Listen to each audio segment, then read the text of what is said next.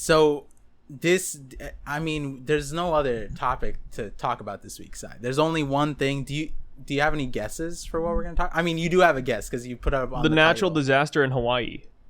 Oh, see, that happened like yesterday. Like we could maybe talk about that for a few minutes. You want to bring up a trending topic? It's like, okay, natural disaster in Hawaii. Taylor Swift's fans causing an earthquake. Taylor Swift's fans caused an earthquake. Yeah, did you not know about that? No, I didn't know. I mean, there's a lot of stuff around Taylor Swift right now. Are you a Swiftie? Are you? No, I'm not a Swiftie. Wait, but you're from the South, country. Brother, I've never even listened to one of her songs before. Yeah. Oh.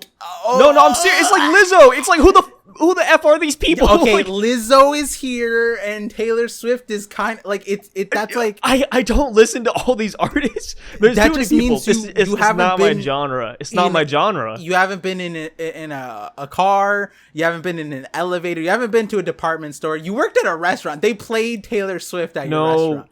We're playing. We used to play DaBaby at the restaurant.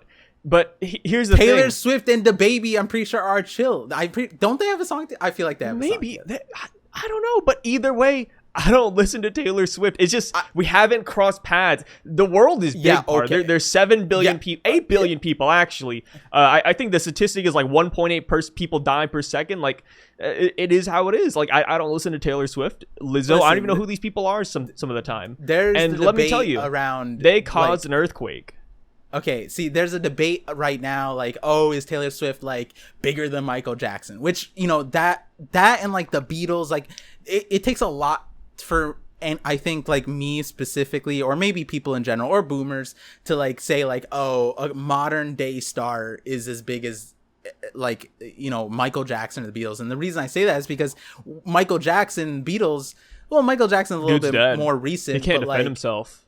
But then when they came out, they got the stardom without the internet. You know what I mean? Like that's just insane. Like, but that could work for them too, though.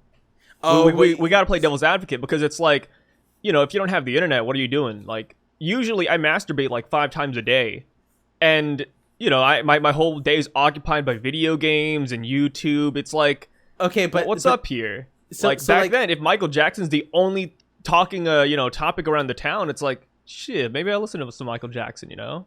But then it's kind of like there's access, there's leisure, but then there's also liking it. You know what I mean? Like they have to be liked to a certain extent to be like you have like okay, out of disconnected example here. Apologies for anyone who's offended, but like imagine being in a third world country. You just came off the fields working day and night. Nobody in a third world country can listen to us. And then like, you know, you have to be good for like your leisure time to be spent in like some goofy ass way. You know what I mean? It's like to be screaming your head off over some dude. You know what I mean? But that's what they did. You went anywhere in the world. The Beatles and Michael Jackson had that kind of. They literally had no other music to choose from. Like they probably listened to Michael Jackson. Yeah, he's good music, right? I'm not saying he's not, but I think we're underselling how crazy it is at the time. Like it was to get like hyped, because there's not a lot of musical artists out there, and even if you're moderately good, people are gonna love it because they have no other options. They're not used to music yet.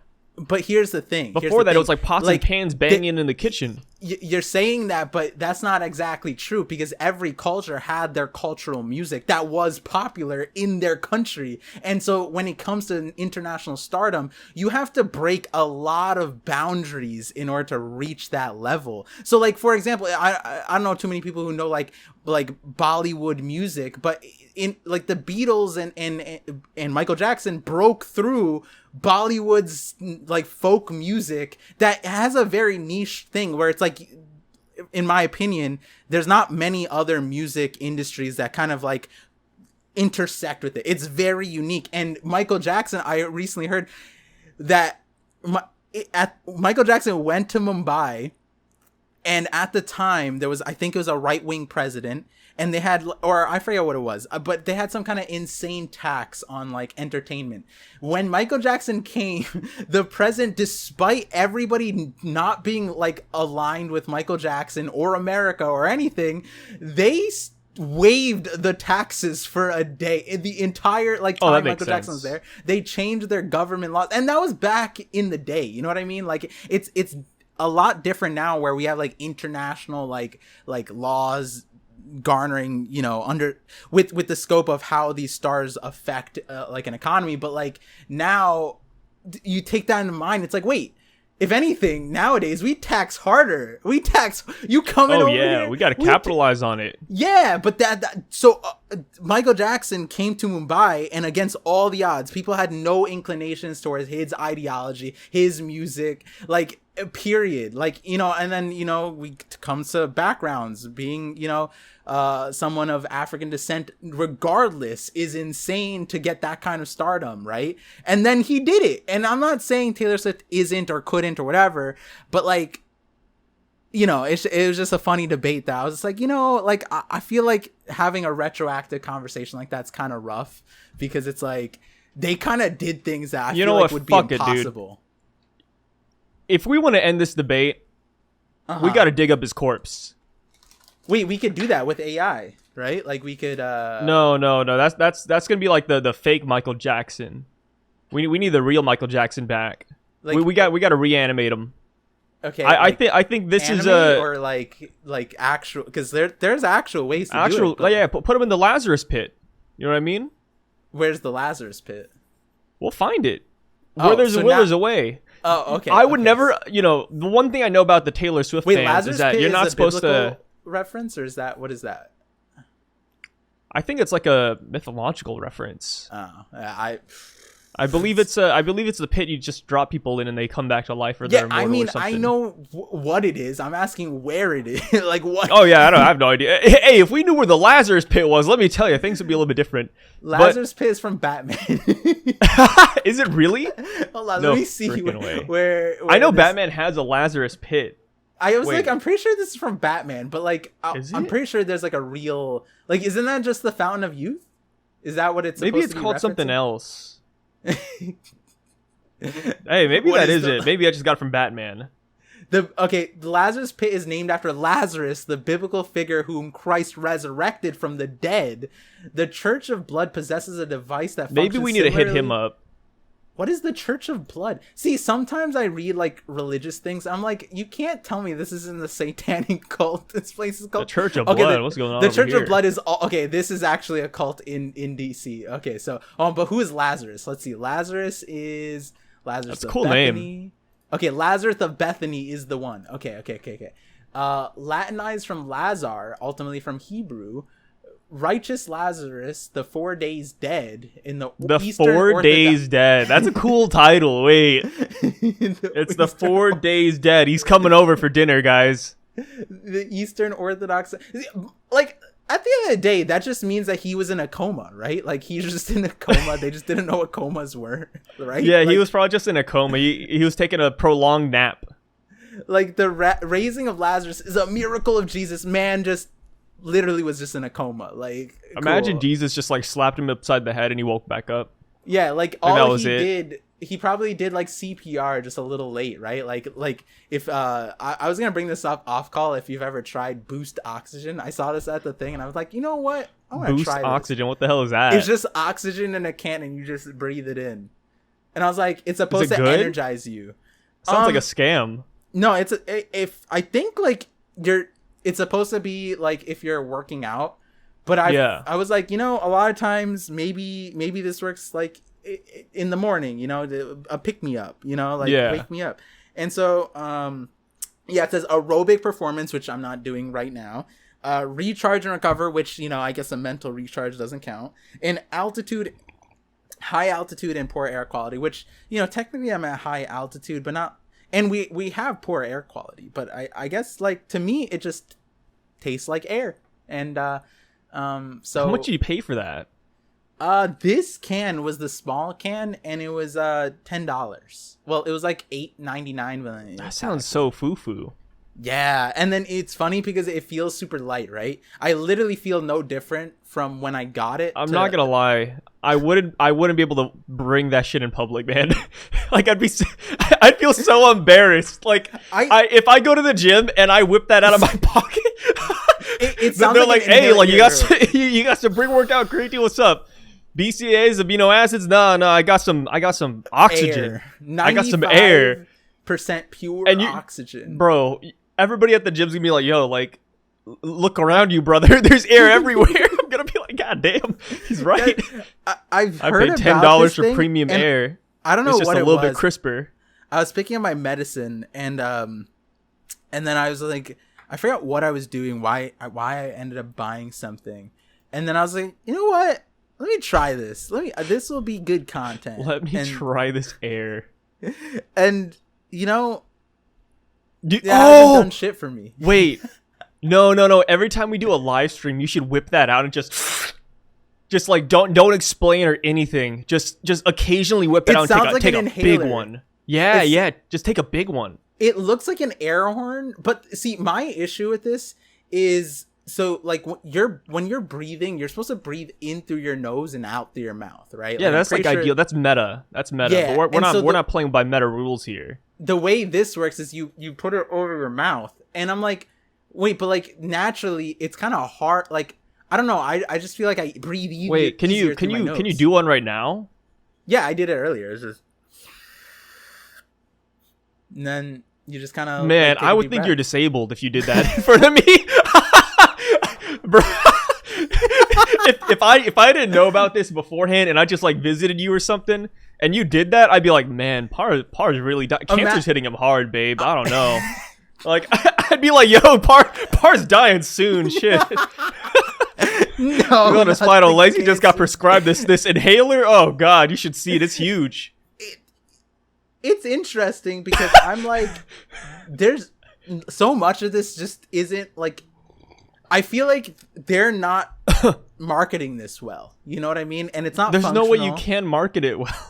Yeah, but no, I feel like we could. I feel like we get this. I market it as a gag. You market as a. I mean, yeah. Hey, if you are gagging, what do you need market. when you're gagging? You need oxygen. That's how you stop. I would hit the esports market. Yo, no. Like, imagine XQC, like, in between everything he says, he just needs like this. Yeah, he just hits it hard. After this week, he needs this. But you know, the news that I want to talk about. Wait, one last thing before we go to the news. My thing was that I don't know anything about Taylor Swift fans, but if there's one thing I do know for sure, it's that apparently they can get anything done, because they did cause an actual 2.3 magnitude earthquake. Where? By jumping up and down at their concert. Which concert? I don't know what it is, but I'm sure you could look it up. Just look up Taylor Swift fans cause an earthquake. Okay, because if it was in LA, that is dangerous.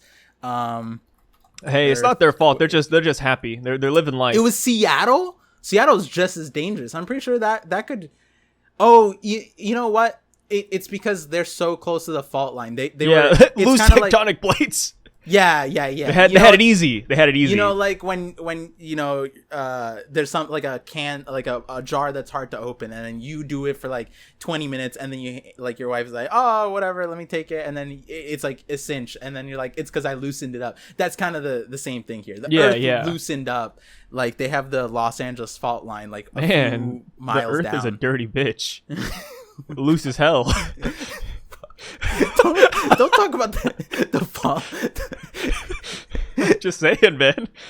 That Earth has been kind of used a little bit, right? Passed around by the boys. Exactly.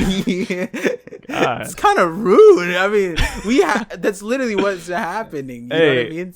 But as we're against going on, their will, you know, since we can't find the Lazarus pit, apparently it doesn't exist. I would like to know, guys. Jesus do? Do you guys think Taylor Swift or Michael Jackson is more popular? I was defending Taylor Swift. I think Michael Jackson has a better legacy, but I think if we're talking like, you know, tit for tat, I think Taylor Swift would win, like, stat wise. Yeah, but again, that's like. But legacy wise, Michael Jackson takes it all day.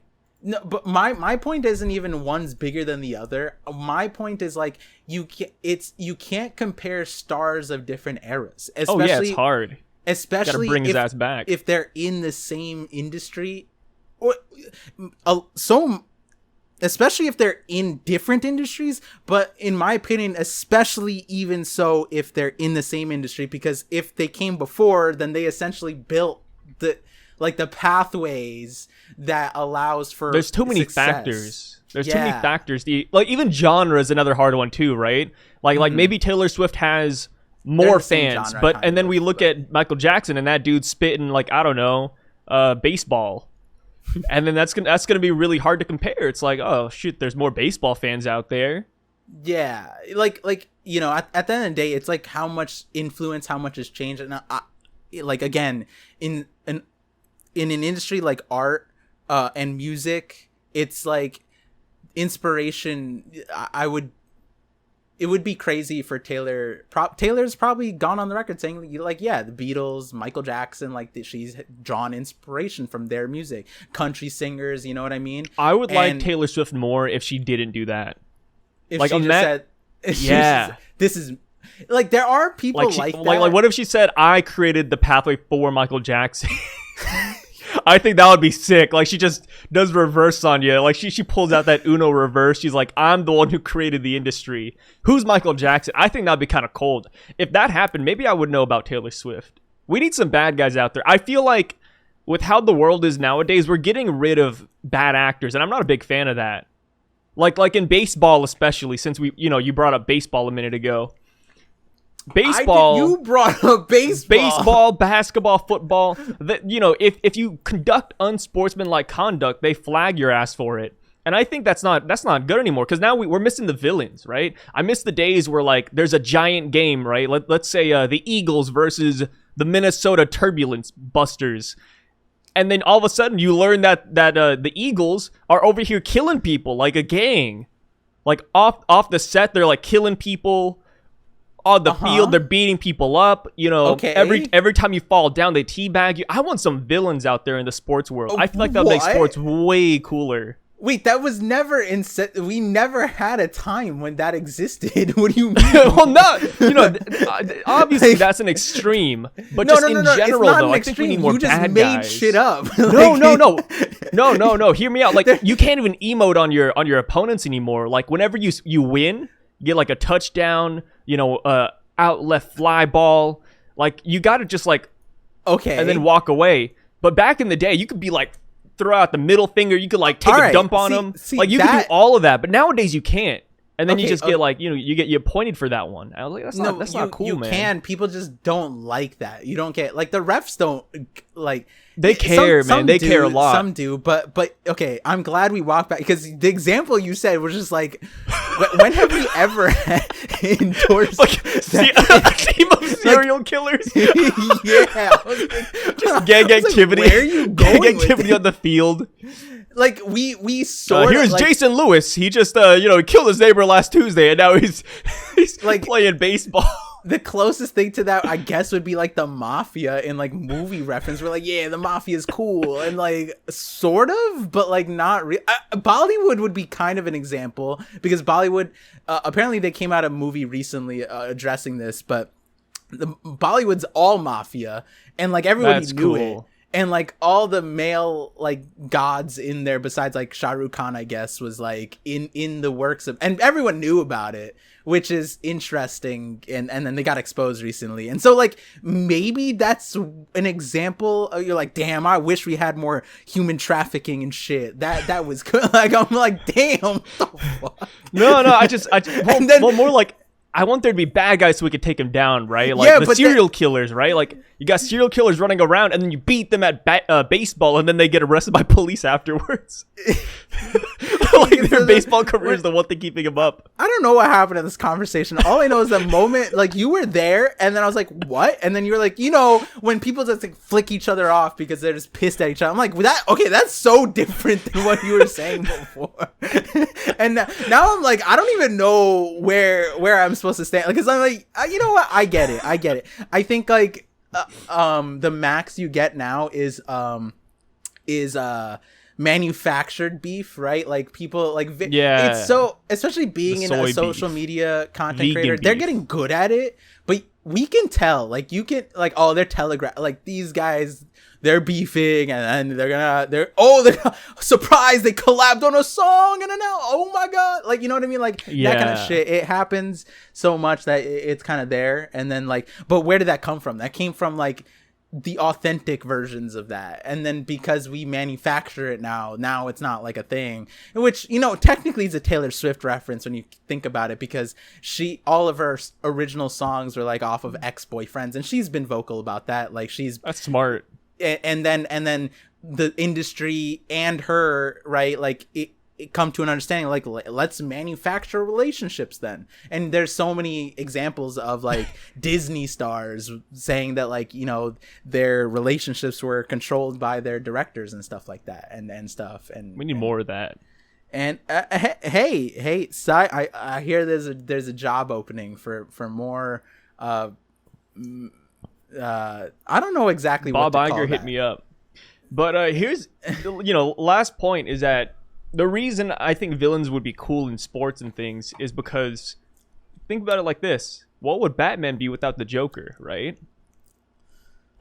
I like think he would just be like a guy roaming around the streets, like, you know, beating up low level criminals.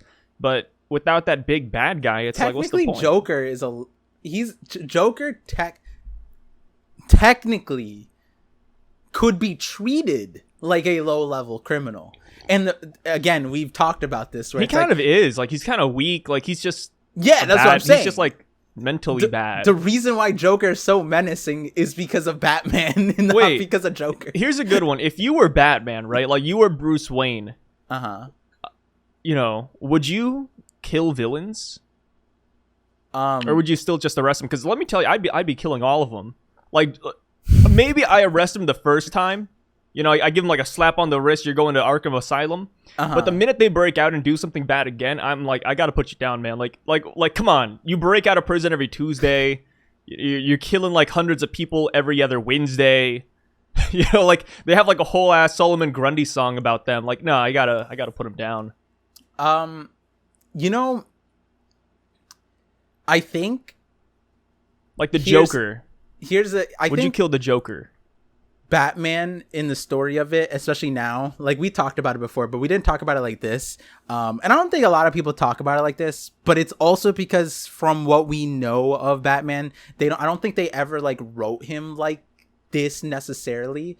But this is definitely what they mean, is like if Batman kills somebody, then he should be okay with like Superman killing him. You know what I mean? Like, another hero is justified in killing him, because he is just another one of the villains. Just, it's subjective, right? And so, to go back to your point, then I guess, but like, then you'd have to be okay with being like chased, like the justice that you support. Like, you couldn't have friends. You know what I mean? Because then your friends should be allowed to kill you. I mean, yeah, I'm not going to, but like, I could technically, nothing's stopping me from killing you. Oh my god, why did we, hold on, this was a hypothetical. I'm just saying, like, I mean, why, wait, hold on, what did I do? Hello? Nothing. That's what I'm not going to, but like, you know. If anything, it was supposed to be, you said you would go around and you'd be okay with me killing you because you were doing that. That was one of my dreams as a kid. I never said I would kill villains.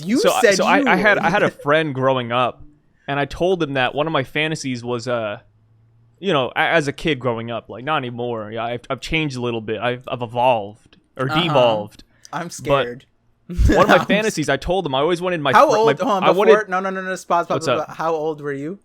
I was like, I think I was 15 when I said this. Okay. Oh no. But oh no. I told him that one day, if I ever needed to die, I wanted him to kill me. Oh. I told him multiple stab wounds. Just do it in. What? What do you, Oka? Man, no, it's like the Michael Jackson thing. Like we had nothing else to do. Like, when I was, you know, I didn't have any video games back then. Well, I did, but not a lot. Like there wasn't a lot to distract me from death. Like the topic of death is huge. The topic of death is a big thing, especially in high school. Okay, but when you were 15, literally Halo, Call of Duty, that shit was out. Stop it. Yeah, but like, when you're hanging out League with the of boys, Legends was out. I am sure at least one point in your life you've talked about death.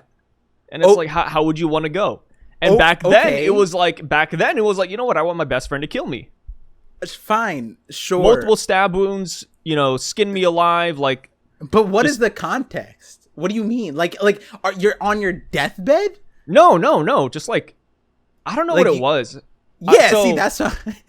So not like on my deathbed. I was just like, hypothetically, like, if you ever needed to kill me, just know you could, like, and I'd be kind of cool with it. Needed for what? What? I don't know. I'm just, it's like a doomsday plan, right? Like, sometimes you just have things prepared on the side so that if things, go awry, that's not like doomsday boom. for you. That's doomsday for someone else. Like, if you're talking about like a zombie apocalypse, yeah, obviously, like, duh. But like, you're not putting any. You're just like, hey, bro, if you ever felt like it on a random fucking Wednesday, go for it. Like, no, well, what? Hey, if it makes you happy, Par, and then I your rescinded my copium consent. was like, we had nothing to do when you were 15 in the modern era where we literally Xbox, Nintendo, PS, every single game system known to man already existed. Like, and they were at their peak too. And you're hey, all I can say is that you can't say that I didn't have deep conversations with my friend. Define deep. Par. If okay, so I think I would still want to go via stabbing, but for you, if you were to choose how to die, how would you want to die, and who would you want to kill you? See, the conversation here is very difficult because I know of a lot of things that shouldn't be presented on the internet because it would be seen as assisted or encouragement, like, and because then the terms like, oh, this is the painless way to go, and if you know all of those things, then it's like, yeah, like, you don't necessarily want to say those things out loud because then, hey, someone might do that, and then it comes out in the obituaries, which, by the way, that's a whole nother thing. I figured out a whole way to use obituaries, but like, it comes out in the obituaries, it's like in their tagline it says like frequent viewer of the 50/50 podcast, and if I ever saw that, then I'd feel bad because then I know exactly what death they is did. bad. Hey, guys, don't kill anybody out there. Like I said, I rescinded my consent when I was 15 years old. Do you really want to go past the consent of a 15-year-old version of Psy? I don't think so. That's a no-no. That is exactly why we have laws around consent, and why, technically, this is what I've been saying. It's like, before the frontal lobe is developed, just treat everybody as lobotomized. It's like, that's essentially what it is. So how would you want to die? Painlessly. Obviously. Painlessly. Yeah. Okay. Yeah. So not like a deprivation of oxygen. You felt like a deprivation of oxygen kind of guy. What? What? Like a space kind of thing? Did you think like, I like sacrifice myself in space? Maybe like a space or like a plastic bag. Either one. Plastic bag is crazy. Yeah, I mean, that's unfortunate. I mean, I just got done watching a couple of horror movies. Let me tell you, I'm in the death like mindset. I'm like, I could tell. Tell. So speaking of the topic. You had a huge topic, right? Yeah. All right. This is history. Like, textbooks are already being written. No way. You're from the South, so this has to be something about. There's honestly two things we should talk about, but the first one is, have you heard about the Battle of Montgomery? What the hell is that? Oh my God, Sai! You don't know about the Battle of Montgomery? The fuck is the Battle of Montgomery? Google it. Stop it. You didn't see the Alabama dock fight? Alabama, you're saying a bunch of hoopla. What is this? You didn't see the fight? The Battle of Montgomery 2023. Yeah, it's literally like, there's the dock. Yeah. Oh, that's yeah, the I heard official about title. I didn't know they called it the Battle of Montgomery. Oh, 100%. Yeah. I saw this. I saw like multiple videos, multiple angles, and about like the kid that jumped in the water. No, this was crazy. So okay, now that you know, okay, yeah, we're on the same now we page. can talk about it. Now I'm curious, right? Because you know about it, but you don't know about it enough to call it the Battle of Montgomery, which kind of makes me. I just read worried. the initial news report. And Okay, I felt bad so for the guy, but that was pretty much it. bad for what guy? The worker, right? Okay. If I recall correctly, you know, I don't have all the facts here. There was a worker at the dock, and there was like this group of people. They had a boat docked, and I think it was a boat, and they were like, "Hey, you know, you can't park it here. You know, we need." I think like another ship was supposed to come in, so like, "Hey, you got to move this." They didn't move it, so what he did was I think it's kind of Chad. He took it off, and then he kicked that shit in the water. I thought that was fucking sick. And then those guys, like, I think it was like 3 white dudes, they like came back and they were yelling at him, and they were like, "Hey, you can't do that." And it's like, brother, this guy works here. What are you talking about? And then they got into a giant like brawl. I'm definitely on the side of the worker. It's his job. They got into a giant brawl.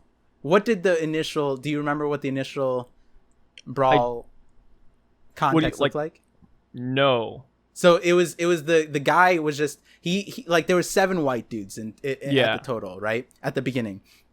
And if you look at the video, it looks like it's hard to tell from a distance. You know, they're all shirtless white dudes, same haircut, same stature. Yeah, they kind of look the same. I'm not gonna lie. This dude, he fucking did the shadow clone too.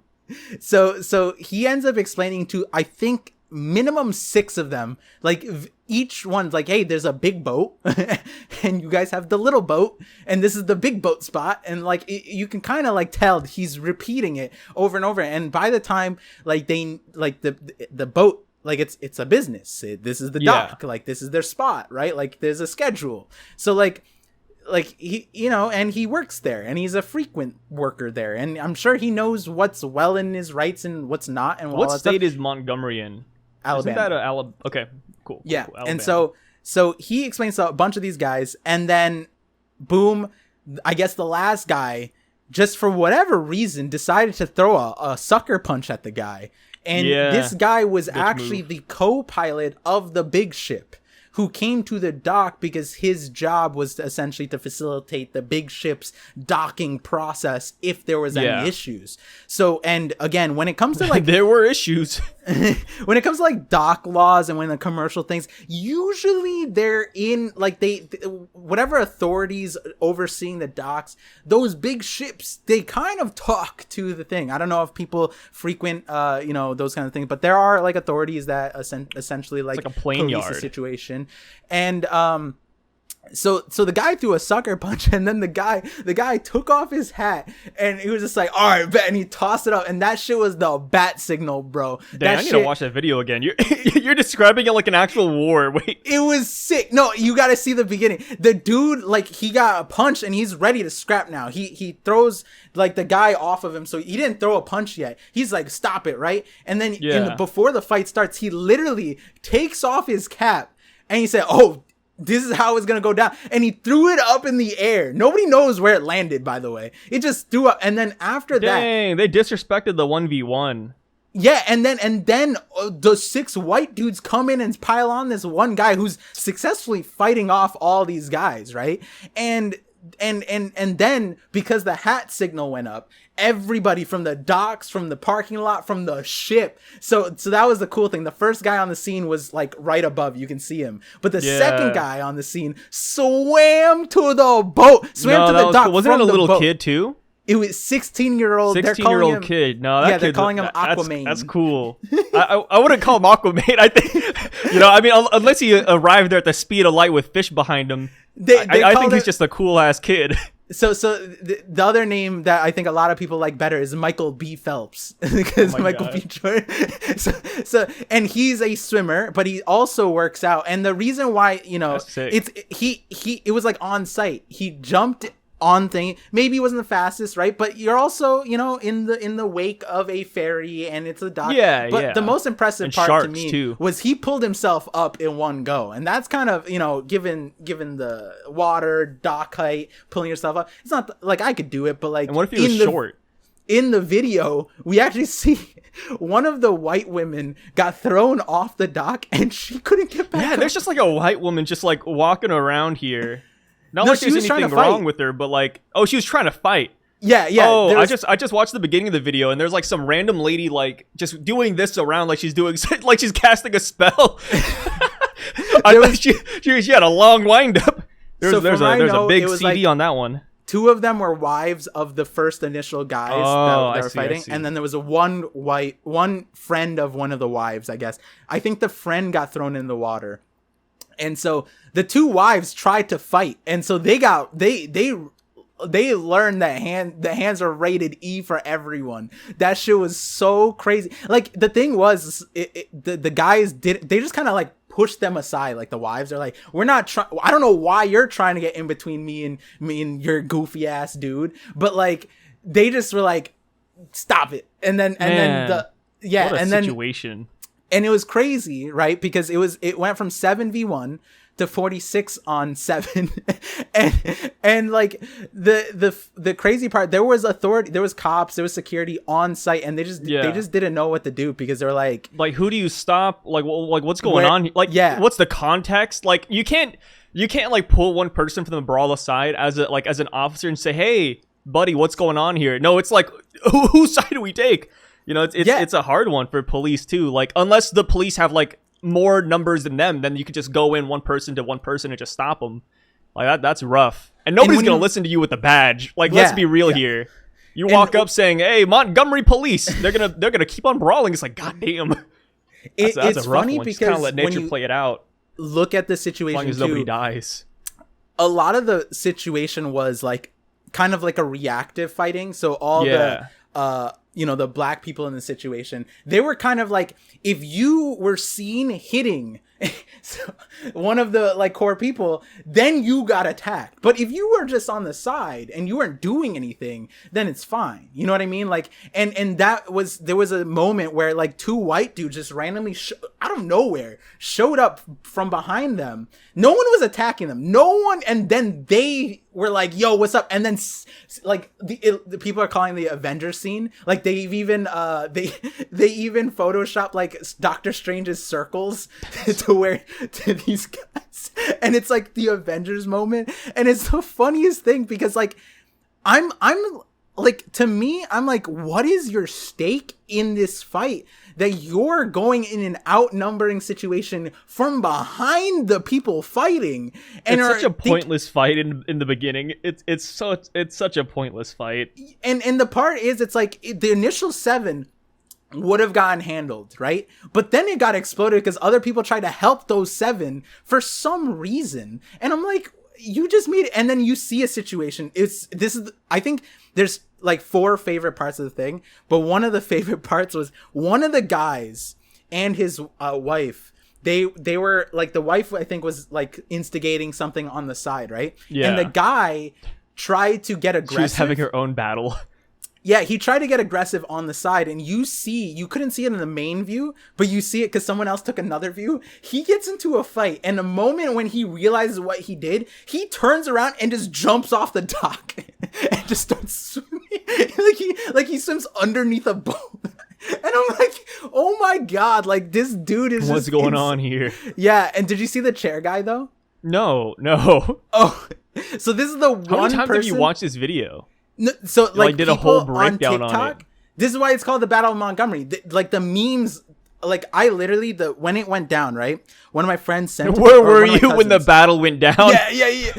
So one of my where were you during 9/11? I heard like there was a doc fight, whatever, but I was in the middle of editing. Then my one of my cousins sent it to me, and she was like, "Did you see this?" And I was like, "I heard about it." Like, is it worth like? I'm like working. Like, do I need to like? I like the thought of all of your family members hitting you at par. Have you seen this? Yeah, and no, sometimes that happens, and I'm like, should I take a break from what I'm doing to see this? She's like, yeah, just take a look. I also had family in Alabama too, so like that's kind of funny. Yeah, but so I watched, and then after watching it, like the TikTok doom scrolls, right? I went on TikTok, that the memes were that shit, because it was called the Battle of Montgomery because of the memes. Like there was like songs instantly the day it happened, already songs. I was folded over because people were analyzing it from all the different angles, and like within an hour I like knew everything, everybody's names, like all that shit. And the chair guy is the most important thing, right? Because like an illegal weapon. he at the very end of the fight, right? Like we see a bunch of like people coming off of so the cruise ship. Get this. Did you know the name? Not the cruise ship, the ferry. What's the name? No. Do you know the name of the ferry? No, I don't know the name. The name of the ferry is the Harriet Tubman. Oh, that's actually kind of funny. So it's the white people weren't letting Harriet Tubman dock. Like it's like a Rosa. I was like, that is they made that. That's but a you good just see the name on, and so when the Harriet Tubman docked, that's when like the Avengers showed up because everybody on the boat came out and defended the guy whose ship like it was their cruise ship, right? A ferry, whatever, right? And for whatever reason, there was a bunch of like people just instigating off the side, like trying to do shit, and like old women, and like people took this as like it's crazy how much like privilege white women think that they have in that situation, because most minorities, men or women, if they get into a fight, they know that they are grounds to get hit. But apparently the white women didn't. And so like all the white women got rocked. And this is the one time the police actually did something, was because this dude who's just like old, he looked like a grandpa. He just showed up with a folding lawn chair and he just started bopping people. And then there was this older white lady who was like trying to use like whatever like authority she thought she had to like break up like and push people around, and then the guy just bopped her. And I guess it's fine because he looked like he was older than her too, so he just bopped her. And then the police were right there, and so the police were like, all right, we can't let like we're on camera, like this is right in front of us, like we can't let that slide. So they actually arrested the guy there. And then like I don't think he was fully arrested, like the police said that like they had an initial detainment type of thing, but then once they got the details, they made like preliminary arrests, and then they got the videos, and then they made like finalized arrests. But I don't even think that guy is like charged for anything yet. But which it was just funny. But if that was where this conversation ended, that'd be it. But no, now so off of this guy, so much came out. The memes around this guy, the chair guy. So a lot of people call him Uncle, Unk, UNC. You'll see that shorthand, right? So in the press conference, people called him Uncle Chairman, like, because he's the chairman and he's just whacking people, right? Off of this moment, not only was merch created, but drip. So you see a bunch of shirts just with a folding chair on it, and people bought it. And then earrings, folding chair earrings, studded folding chair necklaces. Oh, and that's not it. We also found out that a black guy invented the folding chair, which I guess we never would have like fully like appreciated until this moment. But yeah, that's a thing apparently. And on top of that, now there's this, like those goofy videos where like people like the self-defense videos, like oh, like this is what you do. Now picture those self-defense videos, picture like yoga, all that stuff. Insert a chair into the movement. So now they're having training sessions for how to fight. And the best part is there was a like, I think 2 days later, there was another viral video where a black guy was getting attacked by a white guy, and that is the context. And he had a folding chair, and he just bopped the guy. Folding chair sales are going crazy, I bet. Yeah, that was another meme. Some guy was scrolling on Amazon. It's like, bro, I don't remember folding chairs being this expensive. And like those listings were like $200 for like 4 folding chairs. He's like, oh no, that's a ripoff. You can go to Walmart and get it for super cheap. Yeah, and I'm like, yo, the Battle of Montgomery just goes too hard. It's a cult. I just love it. I'm waiting for like it to hit the masses, because I think within a day I saw reactions from people in the UK who were like people were going up to their friends like, bro, bro, have you heard of the that's an awful accent. I'm not gonna even act. They were like, have you heard of the Battle of Montgomery? Did you study about this? In like they're memeing about it, and then they're like, no, what? The Battle of Montgomery? And then they explain it, and they're like, yo, that shit's crazy. And now they're like all in love with folding chairs too. So it's like an international. I just love it. I love that. It's just, you know, it's no, cool. I never got into that side of it. It was more just like I saw the news and I was like, ah, damn, that sucks. And then I kind of like scrolled on. Yeah, I didn't get deep into the what is it, like chair talk? I guess we could call it now. The chair talk, like the Avengers memes. There's so you're a meme guy. I figured now that I told you, you'll end up seeing it and you'll appreciate the memes. Because my wife, she's been busy. She knew about the initial fight like you did. She didn't know the name of it. And I come down one day, like she's like changing our baby's diaper. I'm like, babe, have you seen the Battle of Montgomery? Babe, you gotta check this out.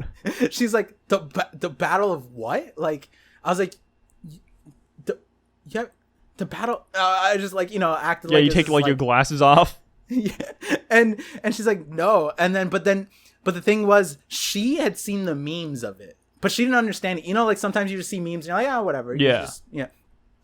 But now that I told her the context and showed her the context, now those memes are hilarious. And she's like, why is this guy Aquaman? Why is this guy like, so the chair guy is Thor, like he's Mjolnir, like, but the chair. And so like if someone edited like the guy walking up to the fight and then he like lifts up his hand and the chair just slings into his hand, because that's a huge question. Someone was like, why did he have a folding chair? Where did the folding chair come into this situation? Like, there was no folding chair in sight. And that means that he brought the folding chair from God knows where. Like, he wasn't on the boat and he wasn't on the, like, where did he come from? Yeah, and where did folding he go? chairs are good. And so now people are thinking comfy, like, you know?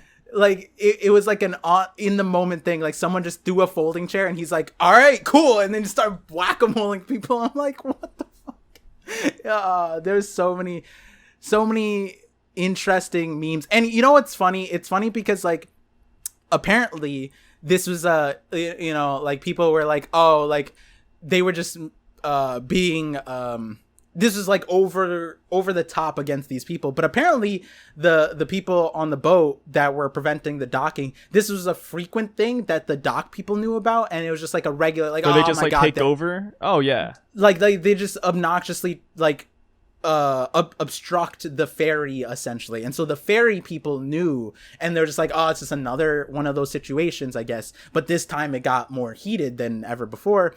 And you know, we don't see their conversation, but like there's a few reactions where, you know, you could tell like there was some insulting things probably said at the guy and he probably just brushed it off, whatever. But for whatever reason the white people just did themselves so dirty, because like there's no legitimate proof that like anybody in that situation could pin that they're racist, right?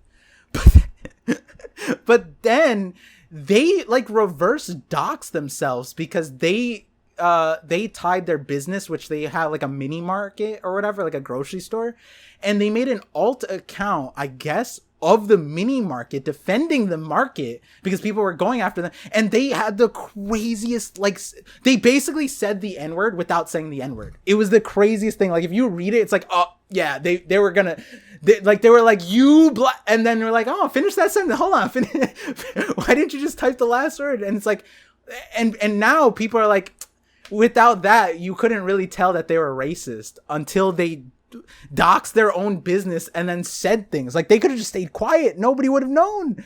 And they like were coming out like, listen guys, we're not racist. And I'm like, oh no. Like, you know, I'm all for diffusing situations, you know, like something bad happened, we get the justice, you know, good and dandy, right?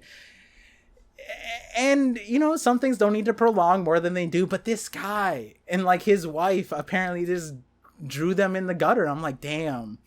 And, you know, like, I'm just worried about prolonged situations because, you know, like, something happened, memes cool, but then if this festers, who knows, you know? Who knows? Something scary, you know what I mean? It's all diffused now, right? Like, they're getting arrested? I don't know. I have no idea, but apparently they've lost their, like, not lost, but, you know, like, you know, at the end of the day, they're in Alabama, so maybe their business is booming now, you know? They got the support. from the anything's South possible. Alabama. Yeah, because I don't know if you've ever been to Alabama, but the South Side is pretty. I've grazed the border, and the fact that there's like a palpable border is kind of scary. But my cousins took me there, and it's like, yeah, we won't drive there. It's just not even in the car does it feel kind of like comfortable to be here. And I'm like, damn, that's a little scary. And then yeah, so it was there. Alabama was nice though. I liked Alabama, at least where we were. But the South Side was the place where it's kind of like, hey, let's not be here. So, I've never been. I need to travel more. Yeah, apparently so. You have yet to experience Taylor Swift music, which you just get from being outside, or Taylor Swift earthquakes. That's something. How would you want to experience like okay. See, this is why I wanted to bring up this topic, because the Battle of Montgomery specifically was because I want to ask like if it was like a call to action, right? Like it felt like everybody. It was like defending your culture, like you kind of like you saw this guy, he was just doing his job, and it's like it felt like an attack on you. But if you were in the stands, would you insert yourself in the situation? Hell would you no. fight on the side of justice? Hell no, I'm just a bystander. I'm not gonna jump to any you side. You just watch, right? You just record it. Yeah. Would you at least give the recording to the authorities? Yeah. Okay. So you're, because a lot of people don't do that, and I feel like, damn, I give the recording to authorities. Yeah, if you're gonna record, I think depending on my morality, though, I feel like it depends. What do you mean? So it's like how I feel. Like let's say, because base level, I think the dock worker is right. Race aside, I don't think that really matters for my judgment of this. It's mainly just like the guy was doing his job. Yeah. The guy was doing his job. These guys are assholes. They parked their boat here. And I thought it was hilarious that he kicked it off. So if I had video proof of the whole fight, but it painted the person who was initially in the right in the wrong, I probably wouldn't give that up. But then again, a lot of people have the video. But overall, yeah, like I would give the video. I feel like, 6 out of 10, I probably would. It really depends on if it fits my sense of justice or not. Okay, so that's a first question. The second question is, do you what would bring you to a state where like what scenario did there have to exist where like some stranger or some like third party situation, like, and your wife and future kid, whatever, they're not there, it's just you, it's just me. Yeah, because like for me, it's like if my family's there, or like if like there's people that like you're setting the candlelight. Well, I'm just saying, like, if my wife was there, I wouldn't, like, because me being there is putting her at risk too. You know what I mean? Like, I don't. If I insert myself, then she's worried. People might, like, it's I understand. Yeah, what's up? Yeah, but if you're by yourself, what scenario would you find yourself in, being Aquaman in this situation? Would you ever? I would, yeah. I feel like there's scenarios where I would jump into a fight. Okay. But it would really depend. Like, I'd have to see somebody defenseless being picked on.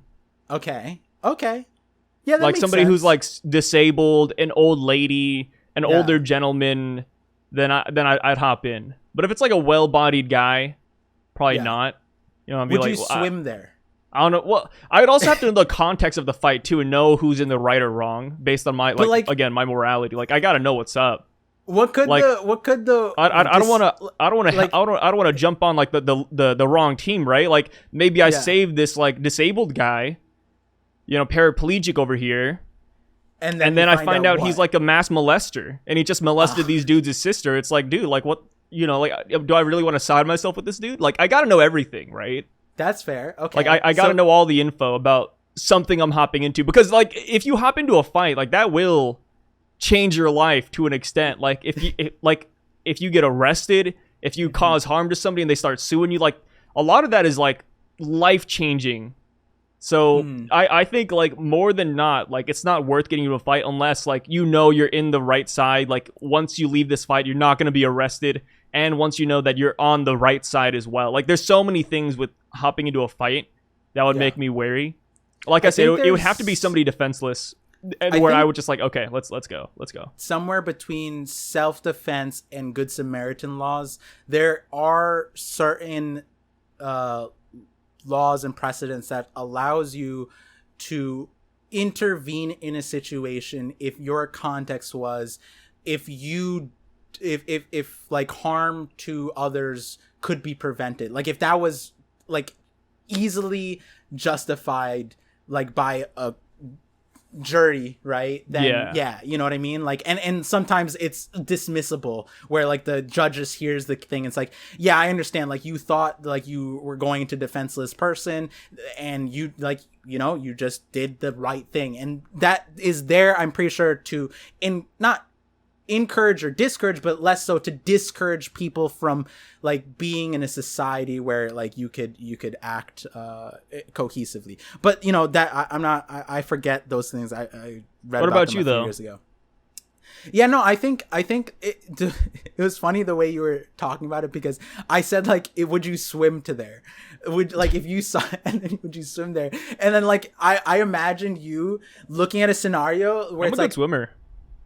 I could beat that kid. But you know who's amazing swimmers? People with no arms.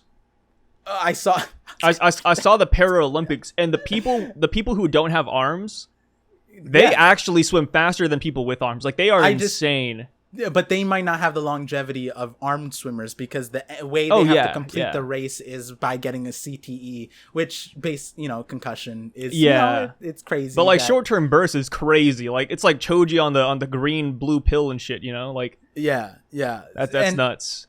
Hey, like the no water resistance, cool there, right? But I have a newfound respect for Paralympians. I think that yeah, was sick. so if you see an armless person in the water, maybe you don't need to help. Like, Yeah, well, maybe you see if they need help and then you hop in. I'm not gonna assume every paraplegic is amazing in the water. No, this is Oh, fun. God. What I imagined, right? Because you like, again, to paint this hypothetical for you guys. Yeah. You like Sai sees someone in a wheelchair, and let's just make it all Yeah, someone in a great, wheelchair, right? Like, old lady, they're blind, old grandpa, they have a blind. stick, They're a alone. woman. There's 6 That's gonna sound adults. sexist, but I would like rush and help a woman more so than a man. Fair. A little bit Paint all sexist, the I will things, admit. right? But it is Sai what it is. across a river, a swimmable gap, not like the Nile River or something, or the Amazon River. It's a reason, like an average person can reasonably, okay, maybe not the average, but like the I average was ranked swimmer. pretty well in regionals for swimming, so Okay, so that doesn't matter, Sai. I can go the distance. You don't need to be a pro swimmer to swim across this thing, so it's easy. It's not like a stretch, right? So Can I Sai jump over is it then? Swimming? No. What? It's not that. Okay. It's the distance have that a floaty? Aquaman did. No, you Man, just said you're I'm a pro mean. swimmer. I'm mean on the floaty though. Like, give me like one of those like boards that floats up. Oh, Nah, I'm mean on that if too. I had, if I had one of those, I'd be there quick. Yeah. You'd actually for think sure. I was Aquaman. I'd probably be faster. I'd be like swimming David than- David Hasselhoff on SpongeBob. Yeah, bro. Like a jetpack in water. 100%. And so what I imagined was you swim, but while like, because you're like, oh my god, this person 6-on-1 and they're like 7 times disabled, right? Like 7 not including the times women. disabled. Wait, what disabilities do they got? Well, I said wheelchair, they're blind, they're deaf. They're also, they don't have like a service animal and they're alone, and it's like 7-on-1. So like there's Let's make it nighttime too. So it's like double Okay. darkness. But they're blind. Yeah, double darkness, absolute dark. Okay, fine. Guys So living in the shadow realm.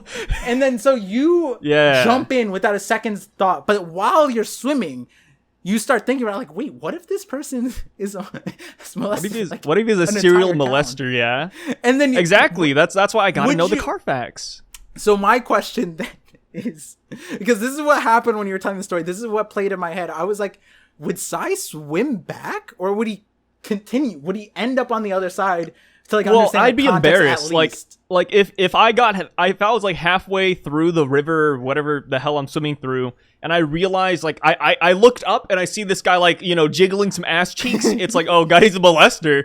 And then I can't swim back because I look stupid. So I would keep on swimming and I would dedicate myself to the craft. I'd make my way to the dock. I would get up and I'd walk away as if I was going somewhere else. Like like as if I didn't know what was happening over here, because I'd be too embarrassed to swim backwards. Like because again, this is your like in your head, like you're swimming and you're just like, oh, this guy the entire town's been ruined by this man.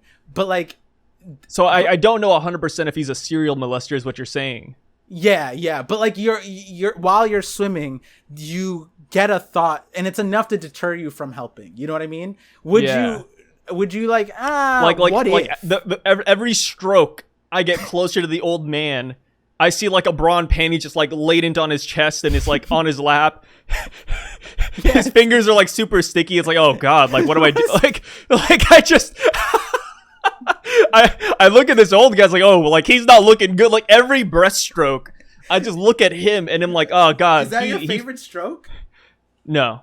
Oh, so why'd you choose? Why are you doing the most heroic one? If that's because you just want to be a hero? Yeah, I think it would look cooler if I entered like that. This hypothetical situation is the most. This is the most. Yeah, but like the hypothetical is like just this crazy guy who's a serial molester. I wouldn't defend him anymore. Like if every stroke I took towards him, I saw one more thing that convinced me he was a bad guy, I wouldn't help him. Yeah, you just stop. You might see me stomping on his toes or something. I'd be like putting sticks in his wheelchair. But no, yeah. If I had reason to believe that the person being attacked isn't a good person, I probably would just like keep on walking. I'd be like, all right, cool, whatever. I'll let this play out. I'll read this in the newspaper, or whatever. GG. That. What about you?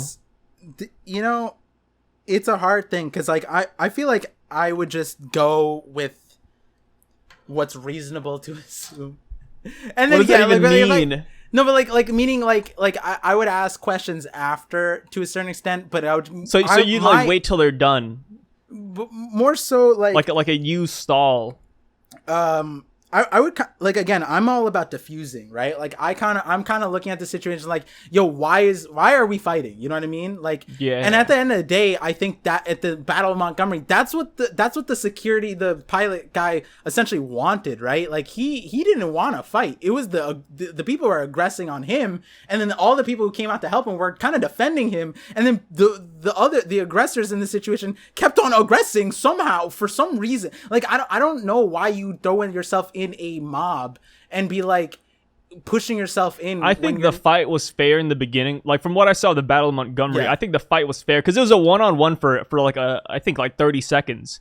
But then when you had that guy do like a running sucker punch, it's like, damn, dude, like it wasn't even. But it wasn't. He disrespected the one-on-one duel. But the thing is, it wasn't fair, right? Because it's like the guy was just talking, right? Oh yeah. I mean, it's not a fair start to a fight, but during the fight, like it was like, okay, now they're both in fight mode. They're going at it. So I would look at that. And I was like, damn, they should have just ended it there, when it comes out.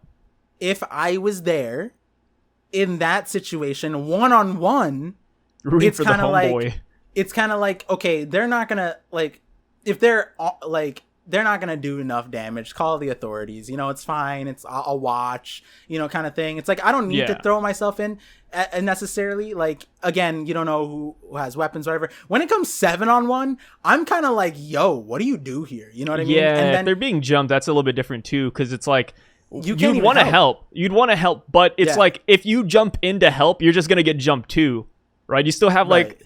Like, yeah, we all want to believe that, like, we have anime superpowers and we can, like, destroy 1,000 people with, like, a blink of an eye. But in reality, it's like, nah, dude, all you need is, like, one guy behind you, and that's game, Yeah, exactly. Like, in most cases, like, people don't understand how frail humans are. Like, dude, just one solid hit to the noggin, you're done.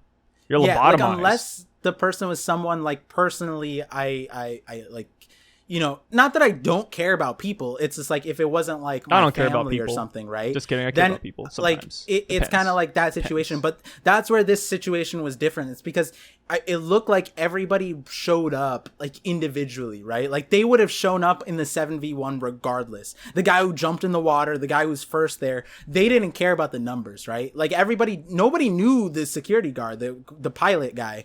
But at the end of the day, they ended up helping, which I thought is like a really really how about nice this? To see, good to see. This is a better way to put it. If it was me and you walking together at night, we see some dude getting jumped, It's 3v1, and if we looked at each other and we knew that if we could hop in, it would be an even fight.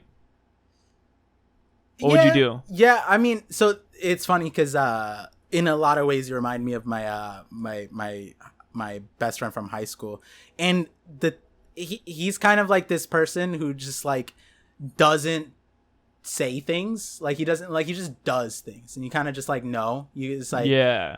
and so like I feel like in that situation we'd look at each other, and then he'd probably be like, he outside of the situation he's like, nah, whatever, fuck him, right? But then I've seen a few times where he's just like, he would jump in, right? And I'd be like, you know, I feel like the especially a lot of my friends, they're athletic enough to handle themselves, you know what I mean? Yeah. And a lot of my friends are actually like, I found out one of my friends is a black belt in jiu-jitsu, and I'm like, you? And he would actually be really scary in jiu-jitsu because he's very tall and very the wingspan and just like I'm like, okay, that's different. You didn't do this back then. And then I was just, yeah, so all that. So like I would kind of, if my friend, right, like let's say it wasn't you. I know a little bit about you. I know that you're able-bodied, right? But if my friend I knew, and like I used the Part Vision real quick, and I scanned them, I'm like, nah, you're not doing shit in this scenario. I would hold them back. I'd be like, stop it. I don't know what you're trying to do right now. Let's go home. Like you should call the police or something, but you should not be running in because you will get clocked. Like that's just not like that. I think at the end of the day, it's like everybody, if you're entering a fight, you have to go in individually, right? Like, and you can't rely on other people. Yeah. And as long as if the other person with me understands that, then that's great. We can do that, right? We could do that. We could help, right? But if I thought for a second that you weren't like that, then I'd be like, no, I'm not trying to get into a fight with you. Yeah, no, I wouldn't want to get into a fight. I feel like a lot of fights are, like I said, they're so life-changing, it's almost like pointless to an extent, unless like you have a really good reason to hop in. Yeah. Like the one hit to the back of the head. Like people. So to put into context, trained fighters don't want to get into street fights. The reason why is because trained fighters fight in regulated fights where you can't do so many things. Like you can't punch someone below the belt in boxing. You can't punch in the back of the head. You can't hold people, right? You can't like, knee people. Can't knee people. And can't then even in MMA or UFC, there's certain ways that you can't take people to the ground, or in jiu-jitsu and stuff, like you can't slam people, right? In MMA, there's a certain, I think there's like depending on your knees or whatever, I forget what it is, your shoulders, some kind of placement, there are illegal things that sometimes the refs don't call out, but you know, I think in amateur leagues, not the ones that are televised, they would call it out because of safety reasons, right? Not amateur like UFC, but like, you know, like the mixed martial art stuff. Yeah. Right? There's things, and I think boxing is where the amateur leagues kind of go nuts, because I saw a few amateur videos or leagues being broadcasted on like TikTok, and I'm like, damn, they would not allow this. But like it's weird, but yeah, again, like regulated fights are not like they're regulated because it's so easy to accidentally hurt somebody. It's actually insane, right? There's a reason have why no enemies. The moment someone is bleeding, they stop the fight, right? Like they're like, oh, we need to check. Like this could be deadly, and it could just be like a cut. You know what I mean? But they have to stop the fight. But that shit doesn't happen in a street fight, right? So you have to, as long as the people that you're going in with kind of know that, in a strange, like again, if family or friends, that's different, right? But in a third party situation, like if my wife is in a fight, I'd definitely jump in, yeah, regardless of the consequences. Yeah, exactly, yeah, right? But it's a little bit different. That was why I wanted to ask this, because it's like, you know, in this situation, it was a bunch of strangers coming in and helping, and I thought that was like insanely admirable given what they were doing, especially at the start, the starting cast of people, because of what that meant, right? And that's why so many people gravitate towards the Battle of Montgomery, honoring this situation, because you know, like you never really know, especially in a state where there's lots of guns, right? What you're saying is that the guy has good RNG. Yeah. I mean, hey, I'd want to know almost the difference in the situation if he didn't throw his hat, right? Because that shit meant a lot. When I saw that in the video, I was like, oh, he emoted on this guy. He looked at him and said, "Nah, buddy," and threw up his hat. He should have hit him with the Fortnite dance. Yeah, no, everybody said he hit him with the Bobby Shmurda. So I'm like, yo, that's crazy. It was wild, but like, you know, the speed that people came into and responded to help, it was great. Now the last question, and this relates to Taylor Swift. This relates to the Battle of Montgomery. Bringing it back up to Taylor Swift. I see. And this comes back to just like you and I as people. You know, you I think is your wife the type of person that brings you outside? Like she drags you to places? Like she just has not like, really. plans? No, we're kind of homebodies. We just chill. Okay. Yeah, my wife is kind of like that too. But she's always like, you know, like certain events she brings me to, like places that, like as far as like going out, like restaurants, whatever. Yeah, that's not, you know. But like my wife will sometimes just like buy tickets to something. And I'm like, I would never have bought this on my own. Like, you know what I mean? And I appreciate her for that, right?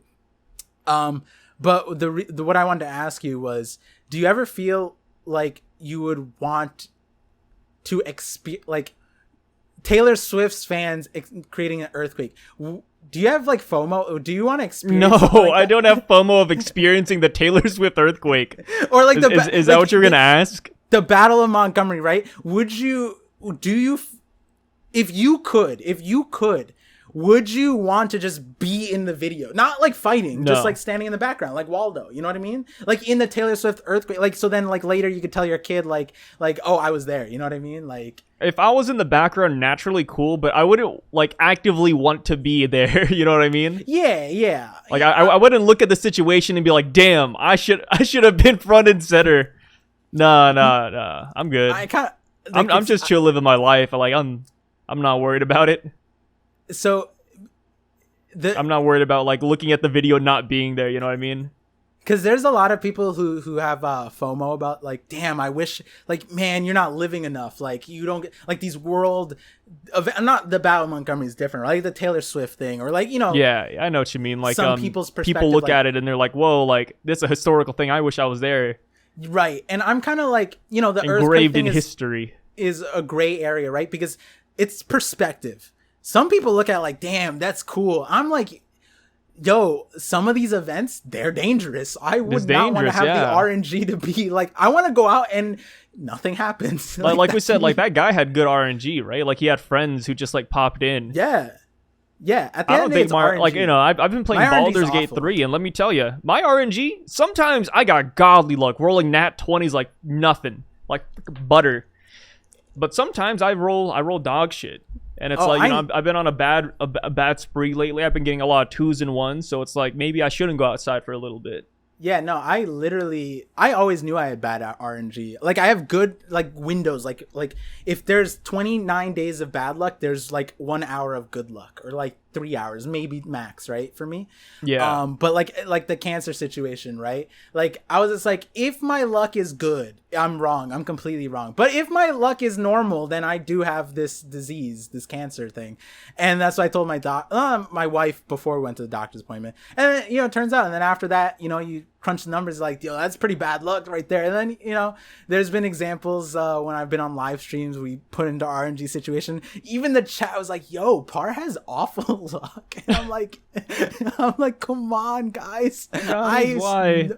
Yeah, like I know. And the in lieu of like all this news, I came across this guy. I forget what his occupation was. I don't even think I don't know what his occupation was, but his backstory, like his opening, his hook, and he has receipts. He verified all of it. I was like, no way. He was at like 9/11. He was at like the Boston bombing. He was at like every single world tragedy somehow. I think he was in Sri Lanka when the tsunami hit. Like he was in all of these crazy things. And I'm like, and he explained why he was there. I'm like, bro, why are you going out still? Like did like after the 4th world televised event, like not televised, but like, you know, international news event, I'm like, stay home. I'm going to be Like, what do you, why are you, I'd sell a car. I wouldn't even have shoes at that point. Like, we have Uber Eats now, right? Like, leave it at my door. I'm not opening the door. And oh my God, it's just kind of crazy. So, and you know, people, the earthquake thing, I would imagine it's like, damn, I wish I went to the Seattle show to feel the Taylor Swift. I'm like, no, no. I wish I was the furthest away from that shit. If that shit happened in my town, I would petition against that. No earthquakes around me. I don't know. You'd be outside saying ban Taylor Swift. Yeah, no, we need limits. There should not be a by the LA fault line or San Go to like a Travis Scott concert. Yeah, we're not selling our soul. Like, no, there's no demonic satanic rituals. There's no earthquakes. There shouldn't be enough people coming together to cause an earthquake.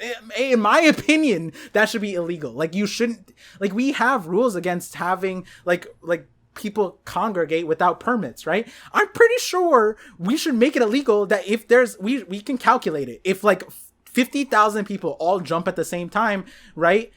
Hey, if that gets tracked on the Richter scale, then we should ban that. Like, I don't know about you, but I don't think we're causing so many problems in our world. Earthquakes shouldn't be a man-made event. Like, I don't know.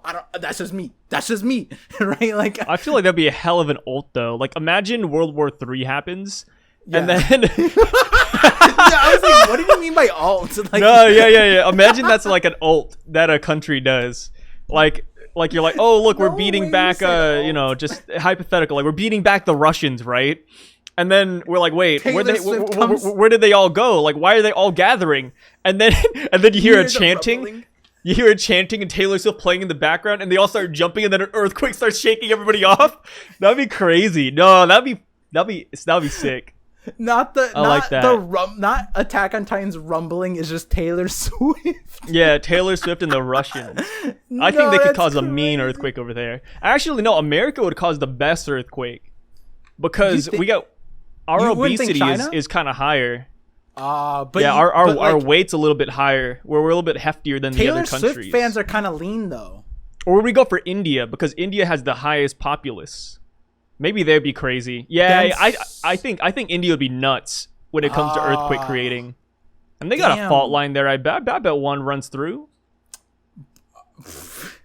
Create it. Not you going back to the earth being a bad bitch. No, hey, create it. Like, imagine like the other countries are trying to figure out what you're doing. Like, man, why is this guy, he's digging really deep? Like, what's going on? Is there something down there? And then they realize that like a giant plot twist, the reason we're digging the hole is because we want to just stomp on it. An underground Taylor Swift concert would go crazy. Yeah, literally. I think that's how we win the next war. No, we just schedule a concert we pay for everyone's ticket. The U.S. government just subsidizes Taylor Swift concerts abroad for some reason. It's like, I wonder why. Here's another good one. That's crazy. What? Like, so we were talking about man-made earthquakes, right?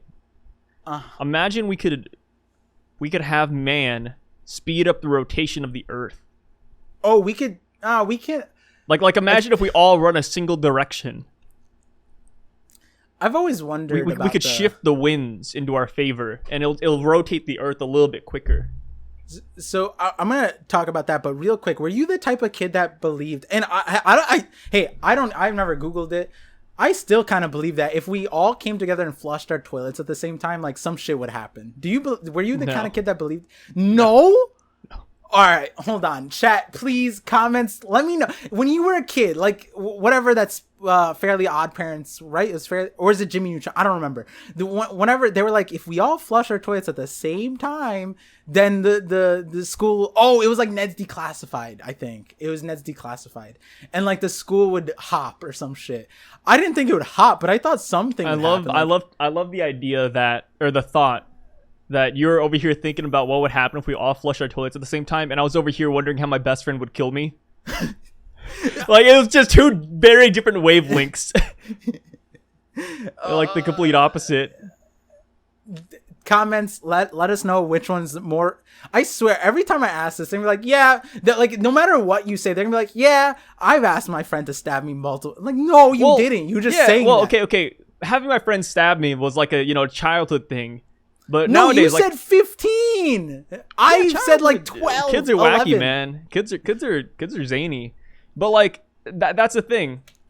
Like, which one did you guys think about first? Did you think about how you would die, or did you think about flushing your toilet at the same time as the rest of the world? Which one? You have to pick a side. Wait, no. You have to pick a side. Okay, synonymous with that one, because I remember at the same time it was that, but also like if we all jumped at the same time, if everyone in the world jumped at the same time, like some shit would happen. And I don't know what it was, but I would imagine that like maybe, hey, Taylor Swift did it. So I would imagine if 9 billion people all just jumped at the same time, you know? Did you believe that? Should I not believe that? I feel like, especially because of this conversation, I should believe Taylor Swift did it. Well, they did more than just like jump. They were like they were jumping repeatedly. Yeah, but they didn't have 9 billion people. They had like what, 50,000? If 9 billion people on the earth jumped at the exact same time, just one jump, I don't think it would matter. I think that wouldn't even do anything. I think that for the Taylor Swift, it was like a localized jump where they all got together and then started stomping repeatedly, like you said, jacking off India like a jackalope. India's like 3 billion people alone. But they're spread out, though. The Taylor Swift fans were like all condensed. Yeah, but they're spread out on a they were jumping line, all on the coast, and it's like it's all kind of in. I would imagine India would just sink if everybody just got together and hopped one time. That is ridiculous. No way that would be real. But that wasn't even my point. My point was when I was a kid, this is what I believed, and I feel like that's more relatable. It sounds like you still believe it. Switch it up. I gave up my dream of being killed by my best friend. It sounds like you still think that the world would be destroyed if we all jumped at the same time. We're living by a thin margin. I just feel like as an adult, some of these things I don't necessarily. It's not that I care about. It's just I don't. Necessarily know. Does the answer matter to me? Not as much as it did when I was a kid. Yeah. And I'm saying that whole conundrum in the conversation and the wavelength is way more relatable than yours. No, I think mine is relatable. Bob, the impeding on a Wednesday, death, if you felt like death and gloom were persistent through childhood. I was an emo kid. Needless to say, I was an emo kid. I hate Green Day. Okay, screamo music. Go for that. I had a friend who's just like that. Yeah, and we listen to it, and then we talk about how we're gonna die. Like it is how it is. I'm pretty sure even the screamo people were. They didn't. There was not a singular. There's not a singular screamo emo kid out there that has thought about flushing their toilets at the same time as the rest of the world. Okay, but they're not telling. No way. Okay, all right. I forget. There was a segue that I wanted to have, and now I'm just too heated because I forgot where I wanted to go. Too heated about everybody jumping at the same time. I feel like 9 billion people jump is kind of crazy. Come on, you can't. I don't think it would have any impact If in New York City, if we jumped repeatedly for an hour, yes. But I feel like if we all jumped just one singular time, spread out across the world, nothing's gonna happen. Okay. Let's go to the middle ground. It's gonna be if zero. there was a bunch of people that came to Seattle to a thing, right? It's a dense area. New York City has 20 million people. If everybody just stayed where they are, New York is. I'm pretty sure.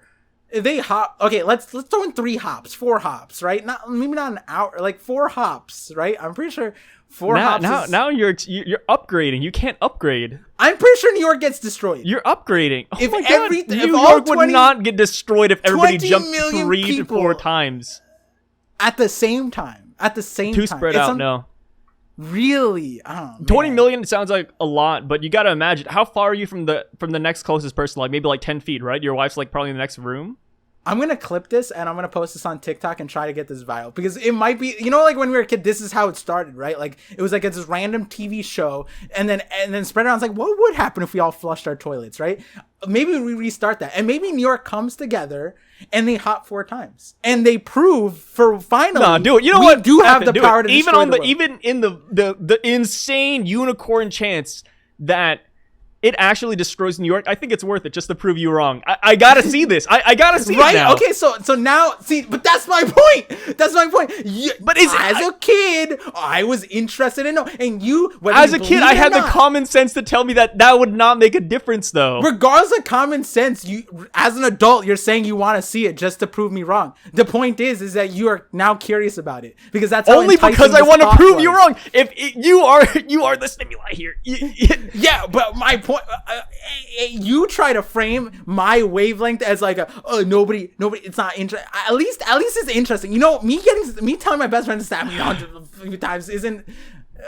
It's not as enticing. I would be like, everybody thinks about how they want to die, right? Like, would you rather, drown in water or be burned alive? Like, people ask that question all the time. People think about how they might die eventually. Even me and you, we probably look at this and we're like, okay, hopefully we die of natural causes, and you don't die of cancer. Like, we all think about how we're gonna die one day. Okay, so let me. Nobody thinks about jumping at the same time. You were. No way.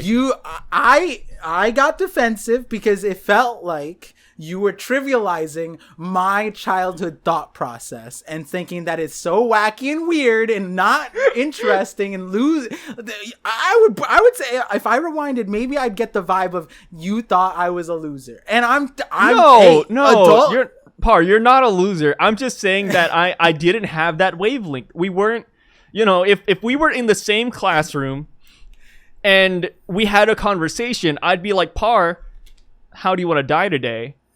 And then you look at me and you're like, hey, do you think we could get everybody in this classroom to jump? We're just opposite, brother. Like, we're just as adults, it works. We can come together, have a nice little drink, and just chill. But I feel like as kids, maybe we wouldn't roll in the same friend group for a minute. You know what I mean? I had a lot of my friends were similar. And you know what? Maybe it's an in-person thing. Hypothetically, it doesn't work out. But I had a lot of friends in your boat. Not the same boat, but same shaped boat. And so then my question is, based off of this hypothetical, right? Because I think we could have been friends. I would have wanted to be friends. Yeah, I would want to be friends too. But would you choose to sit with me in the cafeteria room? There's an. I was a loser, so I used to go to my teacher's classroom during lunch. Actually, no, me too. I kind of went around, but I like to go to my teacher's classroom. I was one of those kids. It was one of those things where the kids always wondered if I was sleeping with the teacher for a minute. Oh. I wasn't, but okay. It was just nice to get all my shit done because I don't want homework, I just get that over with, go home, play Halo. By the way, you know what I mean? Halo, fantasize about death. I realize another separation here too is you were trying to paint this as your childhood thoughts. You were 15. My ass was 10, 11. I'm picturing middle school. You're picturing high school, and I like to think I was still a kid when I was 15. You know what?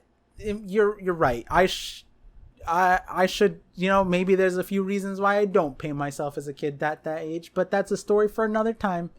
I feel like there's a lot of stories this week though that were I feel like another meme that came out of this week was what is August? What is 2023? We just started the fake death, Lil Tay. You heard about that? Oh, Lil Tay. Yeah, we'll tackle that real quick.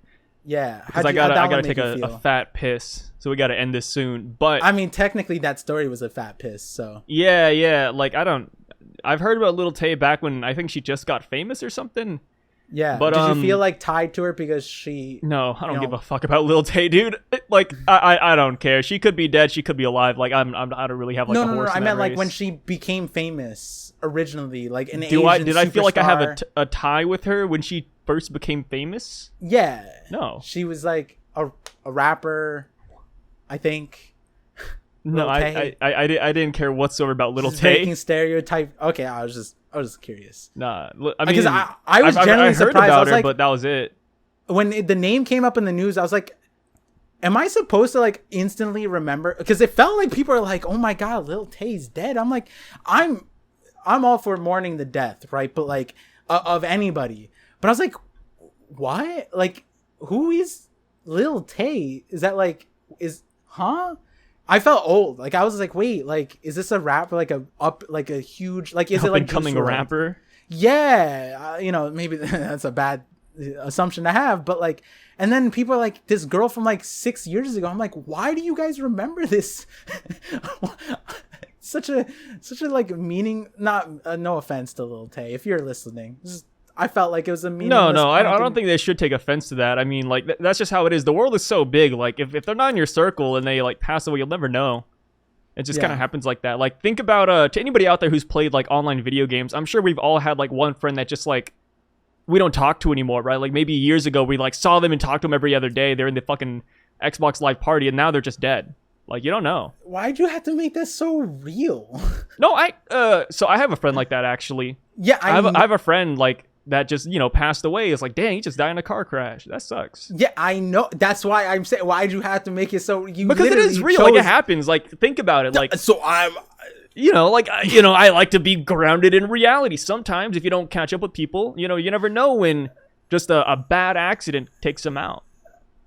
And as far as Lil Tay goes, it's like, sad for Lil Tay and her family and people who know her, but if she was dead, it didn't really affect me whatsoever. I'd be like, all right, cool. So then, like, sad, loss of life, cool. But like, who is Lil Tay? Because, hey, again, I think what drove the pain was she was a kid. She's still a kid. Yeah. Technically, I think she's 15 now, so technically child. And as we declared on this podcast, that's still within range. We've brought up the mentality of a 15-year-old many times on this episode. So, and that was all very interesting, and obviously hearts go out if that was the case. But now apparently we can say for certain that was all a fake scam. It was a ruse. That her parents were trying to push, that she died so that like she would officially end her internet career. Like, I feel like the parents, I think, were in charge of the original post on her original social media account. And I'm like, you just revived her career. Like, this is counterintuitive. Yeah. I think it's like a switch. Like, I think the mom wants her to be famous, but like the brother and dad don't want her to be famous. Mm-hmm. There's like a disconnect there. And like, they're not on the same page. Either this is the most genius marketing move because it shifts because you can't blame Lil Tay because it feels like she wasn't involved at all. And it's like, is it criminal for the parents to like say that she died? But like, it's not like they got authorities involved. Yeah. Right. So it's like, technically there's no like there's no recourse. Yeah. So then there's a couple of people in the past, like internet celebrities, I guess you could say, like, who have faked their death. Yeah. But not fake, but like they just say that they're dead, but they're not, and they just get away. Like, it doesn't matter. Some people say Michael Jackson's in that boat. Hey, if Michael Jackson's still alive, I would love to see it. Please go against Taylor Swift. Have you seen that guy? No. There's like two very great, like, visually, like, talent wise impersonators on. It happens, dude. That there's 8 billion people in the world. I'm sure there's one person who looks close to you. It'd be like that sometimes. Like, I'm Asian. Like, you could probably just go to freaking China and find one of me. It goes back to what I was saying. Like, there's a lot of people. Like, if I were to die tomorrow, right, you would notice, and I feel like you'd be kind of sad. But as far as like anybody like listening to this, I don't think anybody would care. They'd be like, oh, Sai's gone. We talk about each other.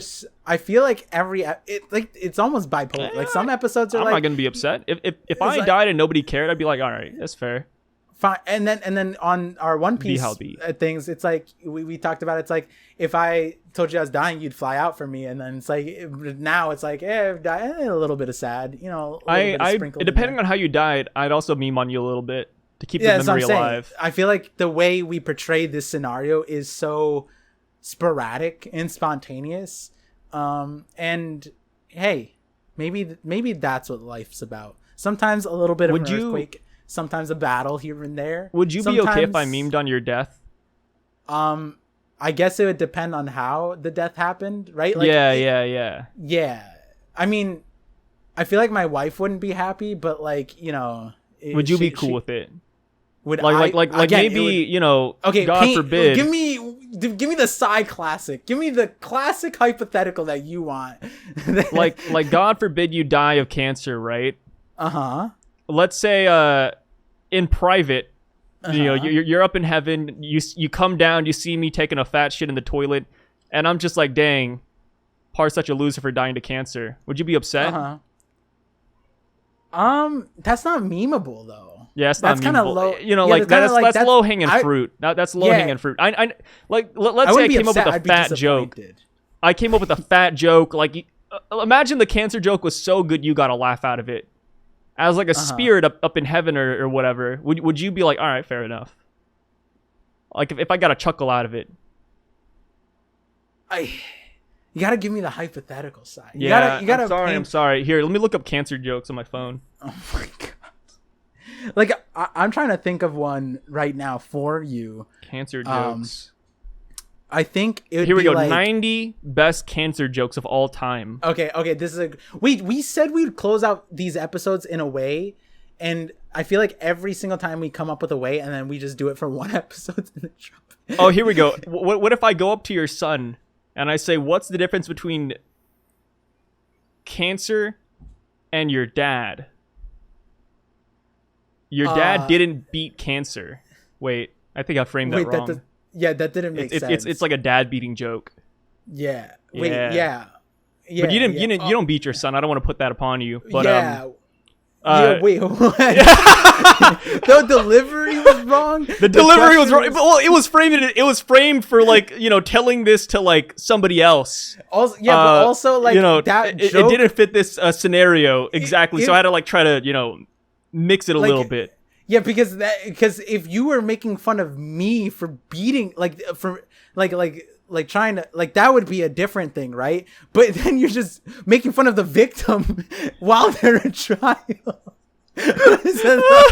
Whoa, like you didn't even throw in the hypothetical. Like your son's way old. It's been years since he all died. of these cancer jokes are about the person having cancer making the jokes. It's not about making fun of people with cancer. Yeah, that's hard. I guess I can't make fun of cancer then.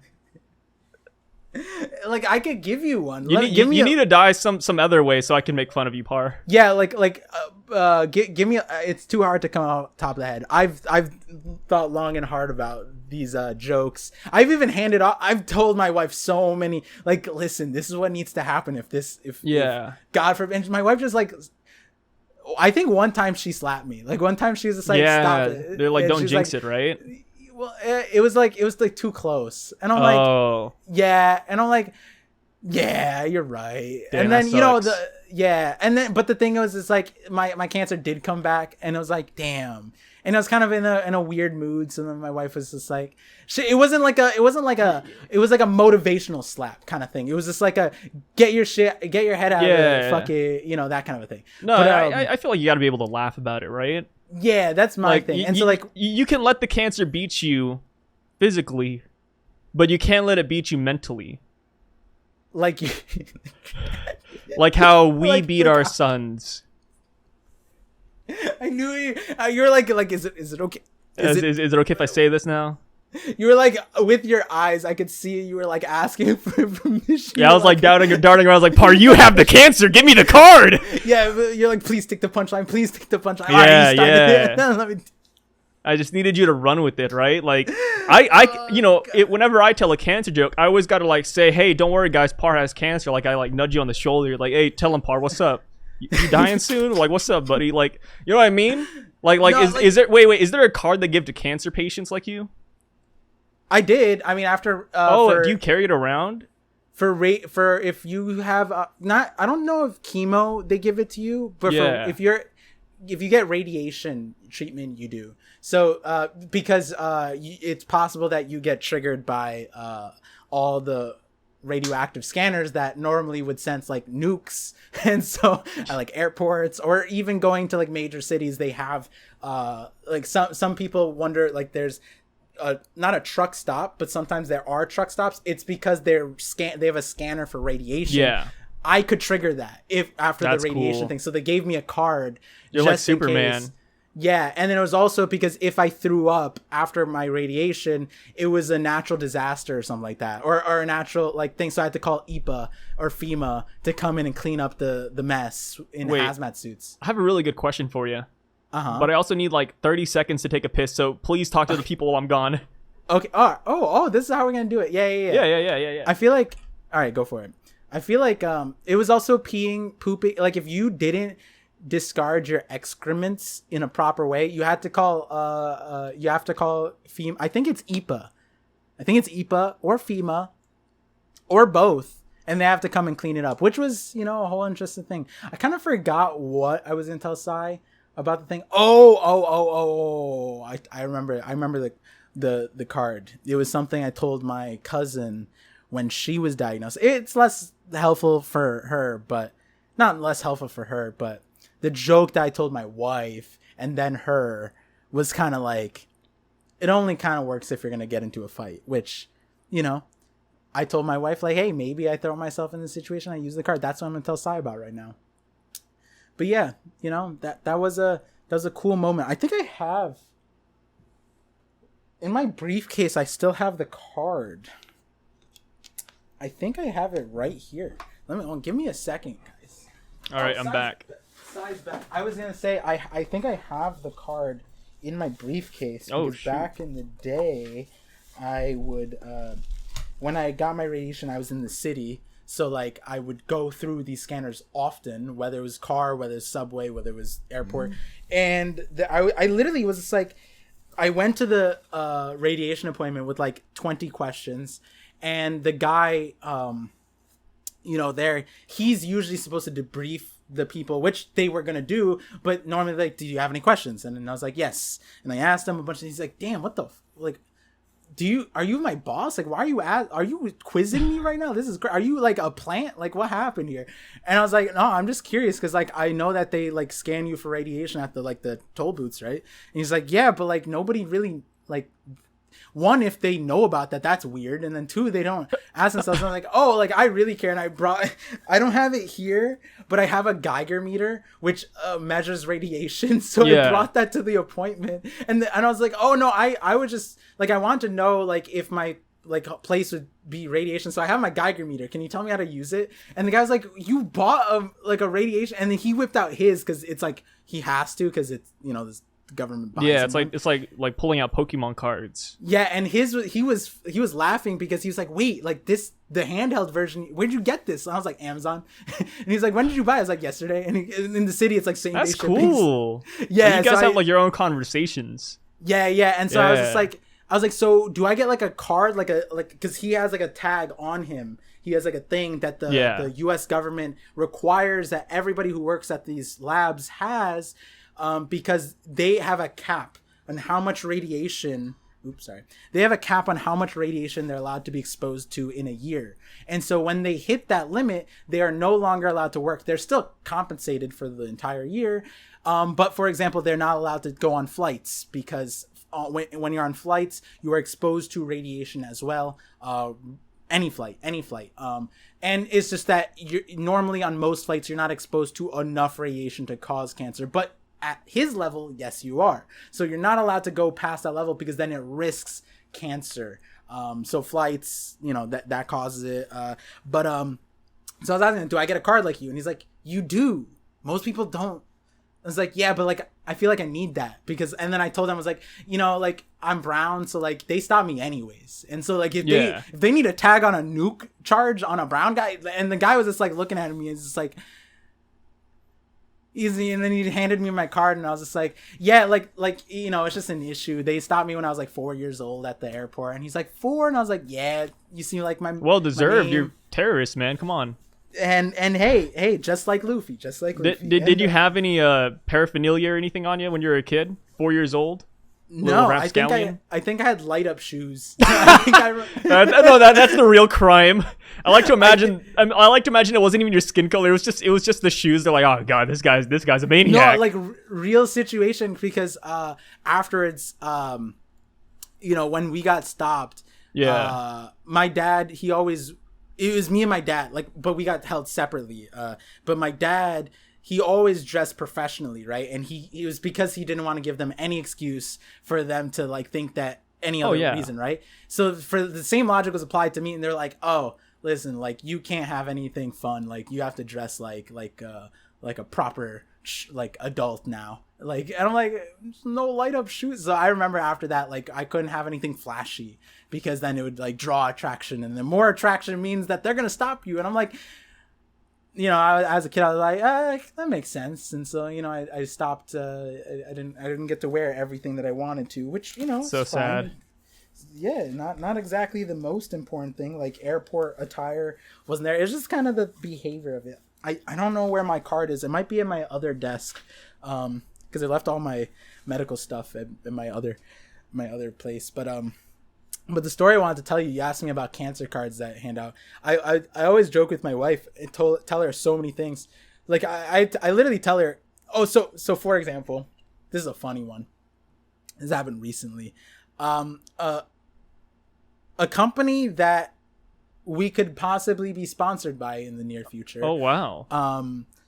Or not. Oh wow. I mean, it's not that crazy, but like they deliver food, and they messed up our meal to the point where like we couldn't eat any of the meals because like it was like a restriction. Like we have it in 4 different places on the app. They sent whatever thing, and we couldn't. And so I told my wife, I was like it's been years since I've been diagnosed. And I was like, she wrote up a thing and she's like, is this fine? I was like, yeah, but you didn't mention that I had cancer. Throw in that your husband has cancer. What are you doing? You gotta take advantage of it, right? Yeah, like I literally, you know, and the thing is, back in the day, it actually did matter because I chose things based off of like this diet, and so like it was a part of my cancer thing, and so like, you know, when it came down to certain things, I was like, you just gotta like they inconvenienced a cancer patient. Just throw it out there. And I told my wife, I was like, sometimes like if you ever like are in a fight, like or again to a fight, or you want to start a fight, and this is closer. Obviously, I was joking, right? Like if you just act out, just get into a fight. I'll step in, and then I'll be like, oh, I have cancer. Like you hit a cancer patient. What the hell, man? Yeah, and then they're like, oh my god. And then you're automatically like the good guy in that situation. Yeah, automatically. Right? Yeah, and you can't just hit a cancer person. Yeah, that's just awful. And I'm not talking about the star sign either. Yeah, exactly. It's like, it's not my astrology, by the way, or astrological sign. Yeah, it's not like, my zodiac. You know how it is. Like life dealt you a bad hand with cancer. Unfortunate, it sucks. Nobody wants to have cancer, but if you have it, you might as well take advantage of whatever you can, right? Like, which brought me to the thing I wanted to ask you. Actually, the burning topic that I had to ask before we end off this episode. Okay.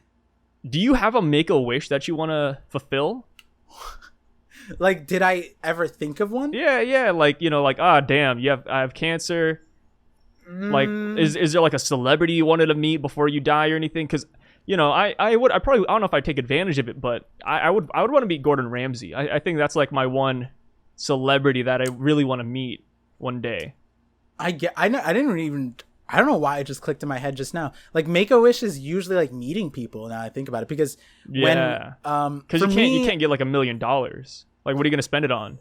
Yeah, like for me, like you know, like the whole Swiftie thing, again back to it. Yeah. One of my things is like I don't know why, I just can never see even the people that even the celebrities that people think that I really, really like growing up, a lot of people, there's like a few celebrities I was just like, nah, I think that they're just probably a good person. So like, you know, whatever.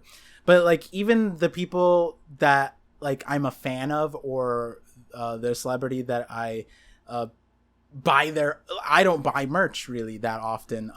When I do, that means I really like that person, right?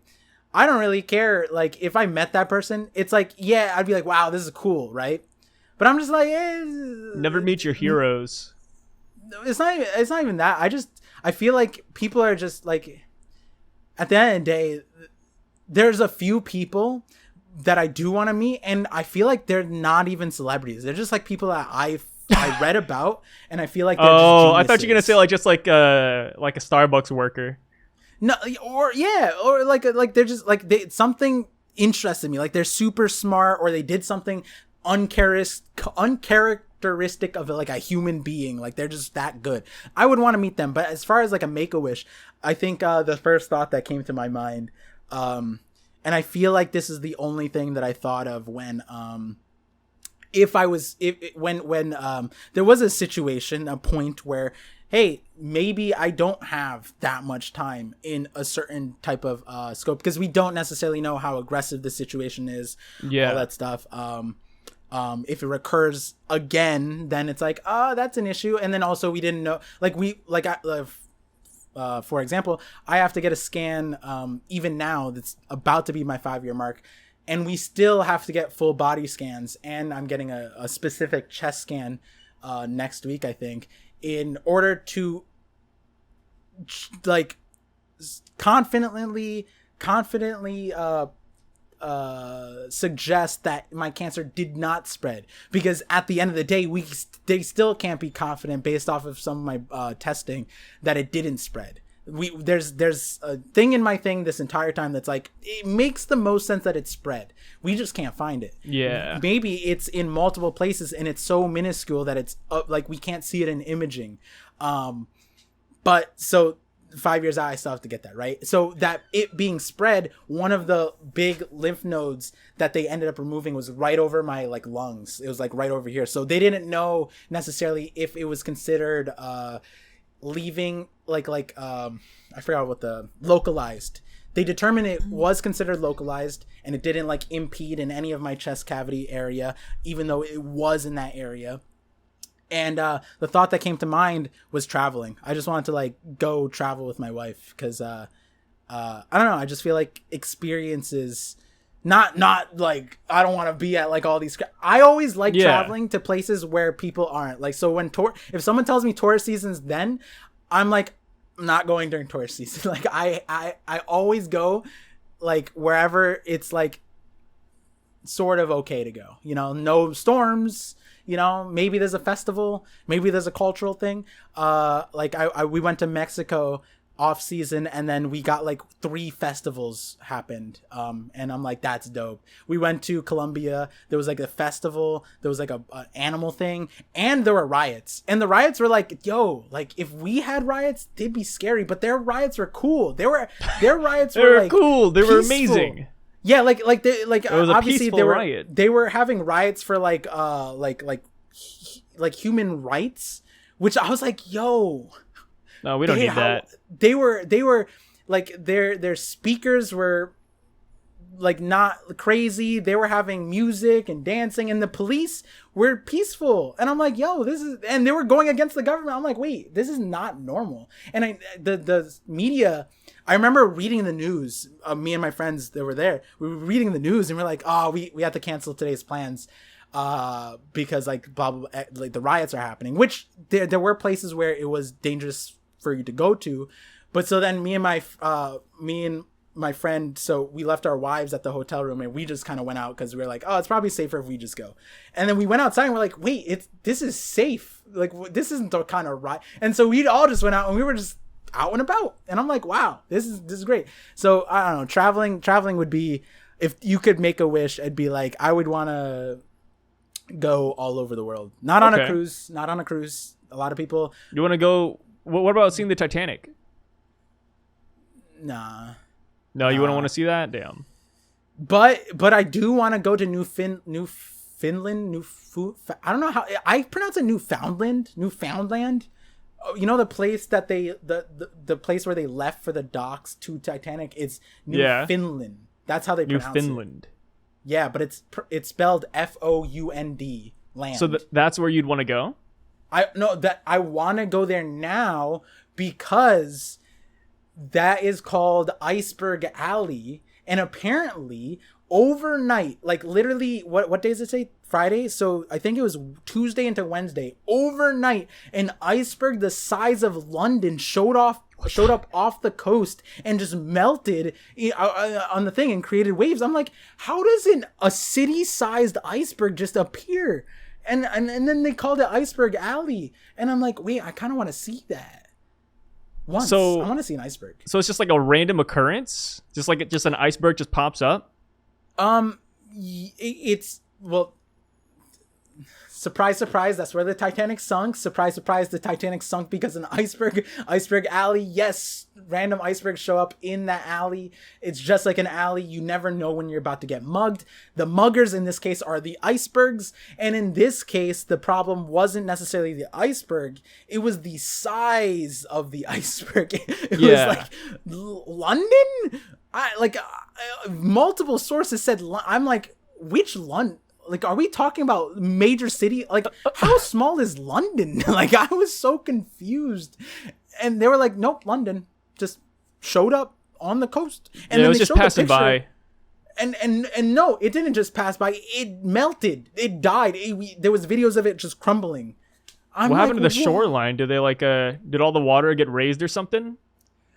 I think that's a very complex system because of the way flow works and like I guess land masses. So yes, you saw the waves, but I think the way it works is that if the sea level rises there, they don't necessarily feel the effects because of the way like the moon and sun goes. Like I think the way the oceans work, it's a giant bulge that goes with the moon. So it adds to that bulge. So you would notice it when that bulge is there, and that bulge is there when the moon and sun are kind of unlined. So it's when that happens, they would more notice it, I think.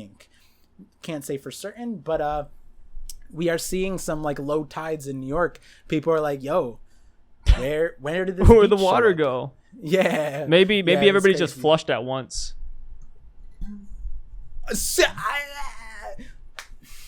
I'm just making a joke, Par. I don't actually believe that. I'm not saying you believe it. I'm just saying it's an entertaining connection to make based off of that thought.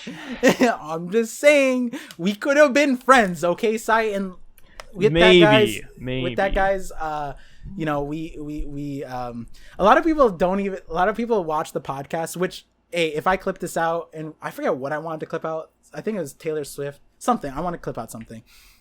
Oh, the toilet, the toilet, the jumping, the New York City. I want to get that.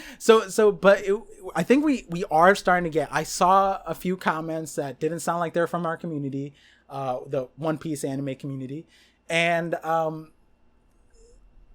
lot of people kind of like, wait, are you inside like childhood friends? No, I met this guy last year. I don't even know who this guy is, actually. Yeah, I don't even know. We don't even know each other. But then at the same time, I'm his Make-A-Wish. It's also funny because at the same time, it's like we question it too. The way we started talking to each other was so random. And we were just like, why did we start collabing? We didn't even remember. It just kind of just fell into place. It just happened. Felt natural. And then it's kind of like, you know, just keep it going. Yeah, it is fair enough. You got nothing better to do. Why not? Yeah, there's not that many things that naturally fall in place that just kind of like, you know, so it's kind of like it just worked out, and here we are. So with that, guys, we definitely will be recording another episode of 50/50 podcast. These are as long as Par doesn't drop dead, and as long as my old best friend doesn't come back and kill me. And Taylor Swift everything should be good. An earthquake. Yeah, I forgot about the Taylor Swift boss battle. Yeah, as long as Taylor Swift, Titan from Final Fantasy, doesn't come in and just cause a giant earthquake. Wait, she's like a primordial. She's Poseidon. Why Poseidon?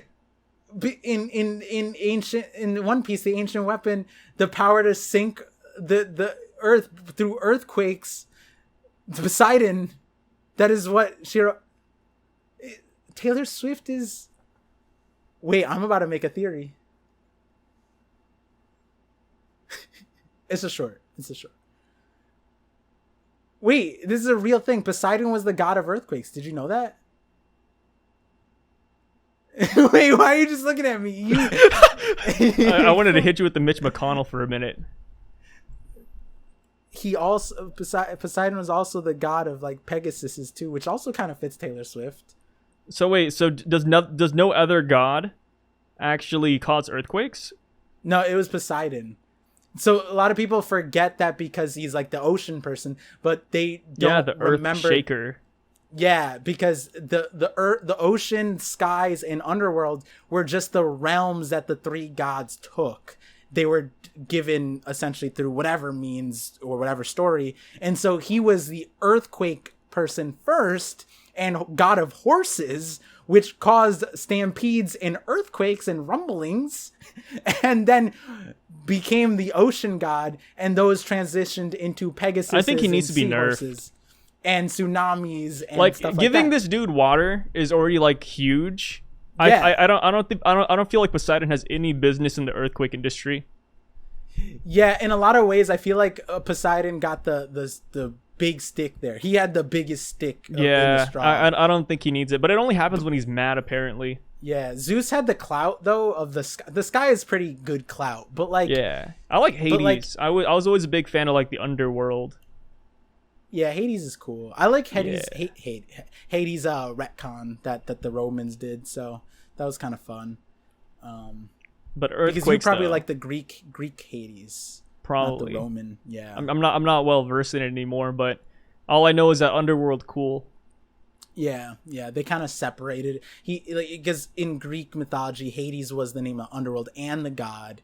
So that kind of depicted him as an evil person, which was bad propaganda because apparently he was a nice guy. And so in the Roman mythology, they separated it. It was Orca was also was another god, but I think that's what they called Hades was the underworld. Orca was the god, a king of underworld, and Hades was like something else. Dang. It was interesting. Yeah. Imagine He was god of earth or something. Dang, for like that, Poseidon. or wealth.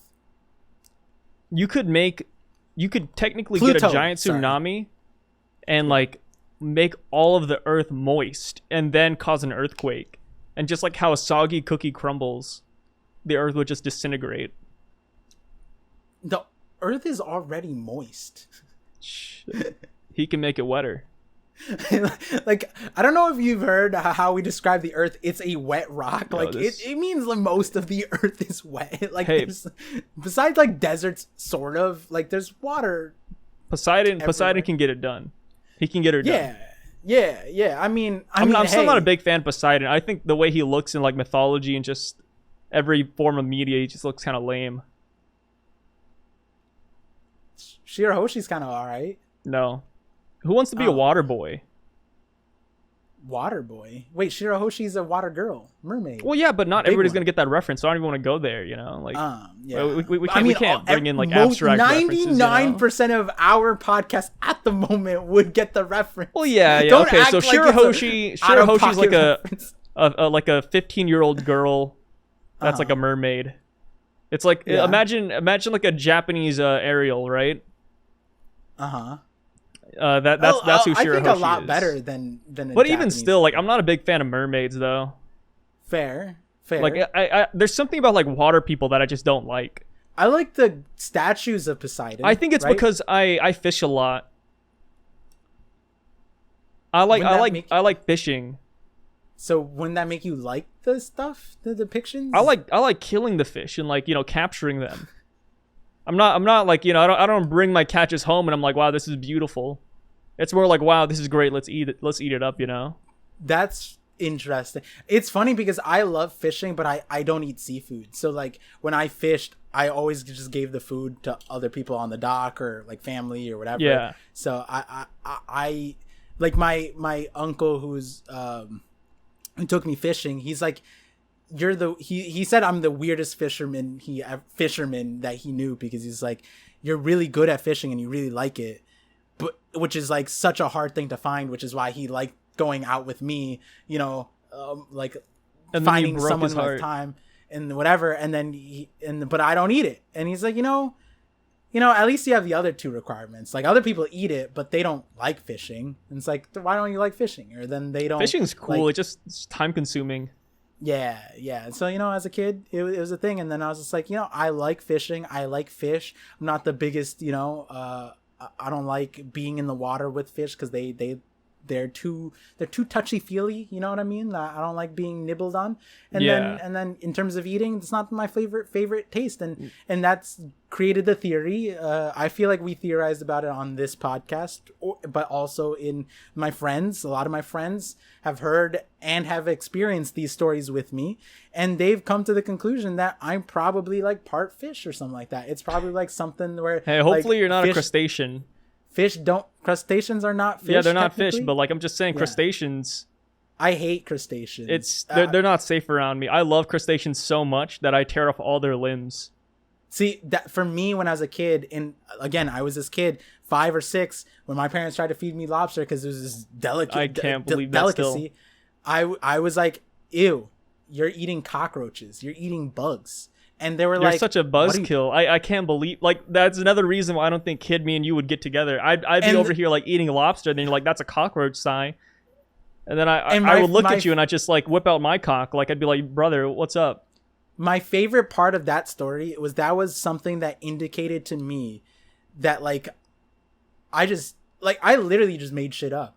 But the shit that I made up was real. like that was me as a kid. I didn't know that. I didn't know that they were actually cockroaches. I just was like, they're probably cockroaches. Like they look like it, they feel like it. I feel like in their DNA, it's cockroaches. And then aged me up a few years when I like the internet was a thing, and my parents brought lobster, and they're like, why don't you, like over the years they always tried, they're like, just try it. I'm like, ew, yo, I'd be so disgusting. sad if my kid didn't like lobster. And then I remember Googling it, and then or when Google asked Jeeves whatever it was at the time, and I was just like, they are cockroaches. I was right. And my mom was like, she was just like, I knew you were right, because she was a zoologist, so she knew.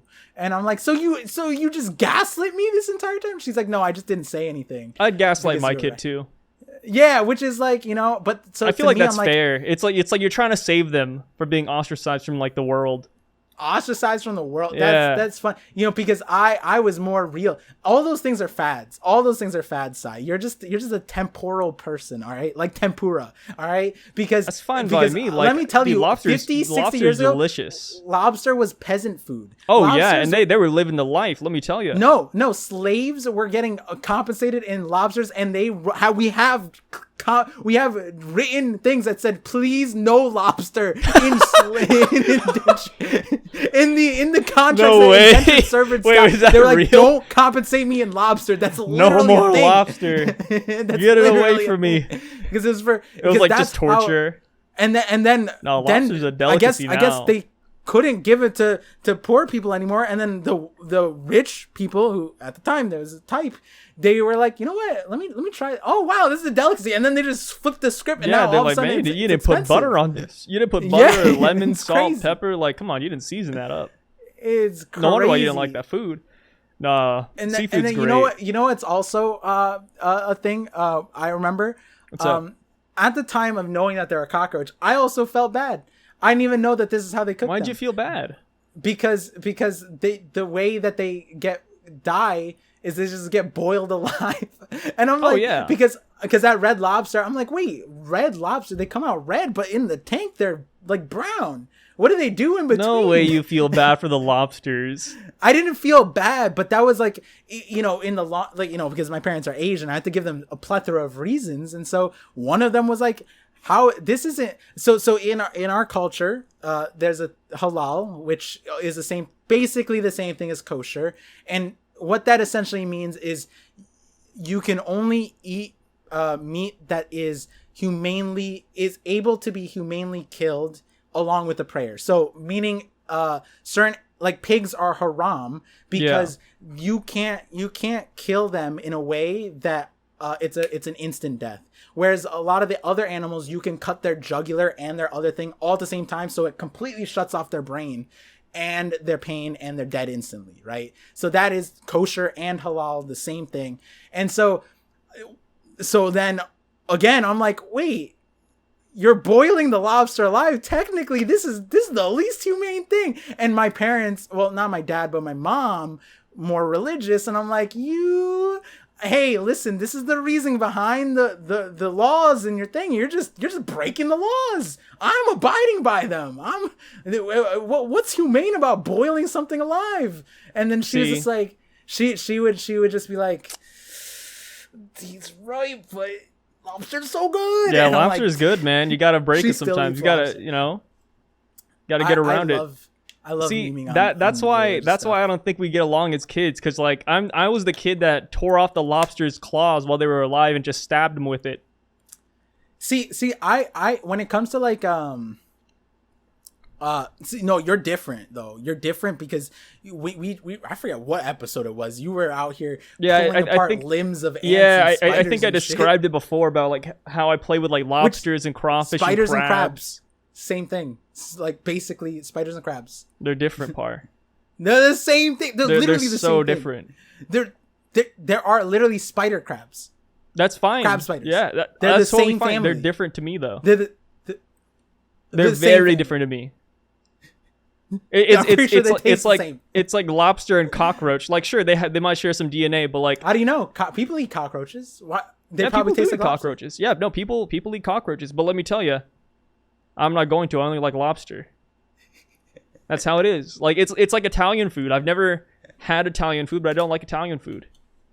Oh god. It'd be like that sometimes. So when you were saying like, you know, I like tearing off the, I'm like that. I can also like if with dissection or learning anatomy, I could do that, right? But I'm also not like doing it for fun, you know what I mean? Your insect version wasn't for eating, right? Whereas, you know, the lobster version, at least you're eating the lobster. You know, I have no problems with that. I'm just saying it's not for me. So I think we're in the same boat. You see a thing and it's just not for you. You know what I mean? I'm looking at it, I'm just clear on my lines. I'm like, yo, I don't even like seafood. So I don't know why my parents thought like lobster would be like they're like, oh, but it's not. I'm like, you just established the exact reason. If it's not fish, but it's from the ocean, then what is it?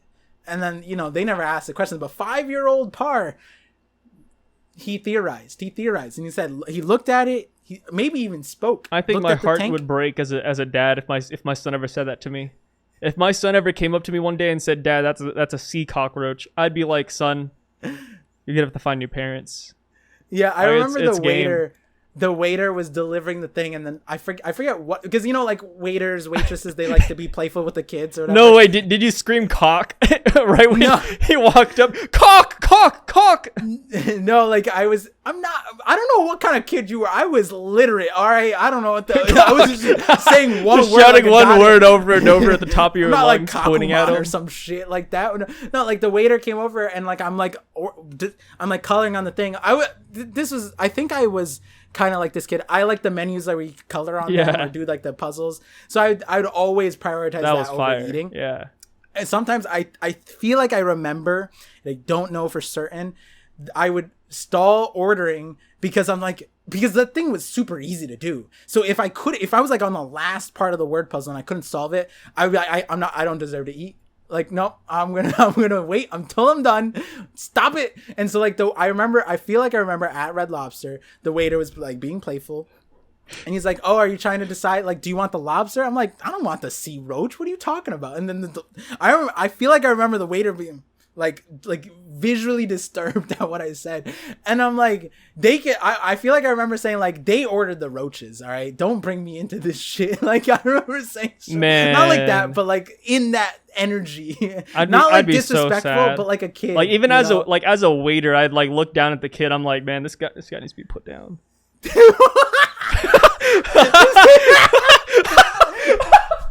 You know, when I drop off the check at the table, I'd be like, do you need help or something? Like to the parents, like, yo, like what's up? I can recommend some places. No, I'm telling you, like, Not too other late to get an brown abortion parents- on this kid. That happened with other brown parents. I remember going to an outing one time and I was telling, like, one of my friends asked me, like, I don't eat seafood. And they're like, even lobster, blah, blah. And I was like, I eat, like, some fish sometimes. Like, salmon and tuna, right? Like, I could eat that. I actually liked salmon and tuna, depending on how it's prepared. And I remember like a few uncles were like overhearing that I don't eat fish, and they just came and lectured my ass. And I'm like, they're like, you should eat all this, is good for you, XYZ. I'm like, what?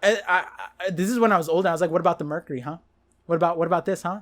Hi, oh, you're telling me all these good things without the bad things. If you're, there were medical professionals though. They were Yeah. doctors and stuff. So it's like you gotta. Where's the? Why are you? Sounds like bias here. Sounds like you're Man, putting if a your kid agenda told me here. that, I wouldn't even like try to talk to the kid. I just shed a tear, look at the parents, put my arm on their Good. shoulder, and just cry for them. I'm like, I'll pray for you. Good. I'll pray for your This son is to be okay. That- I hope whatever I'm mental pretty illness sure he that's has what is happened. okay. Yeah, I'm pretty sure that is what happened. I like to imagine that was like the first sign of cancer in your life. No, the first sign. I mean, I probably had it for a long time. I don't know. Yeah. It's either fast or quick, or faster.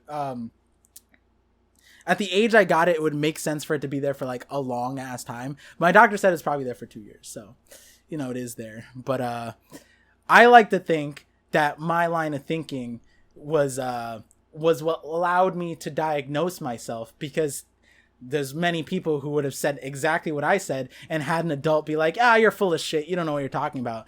Whereas I was like, no, you're full of shit. Here's a special needs clinic number. I wanna know what send the your fuck kid is there. going on. No, I mean it's not like a special needs thing. It's more like, dang, I'd just be so sad that my kid doesn't eat lobster.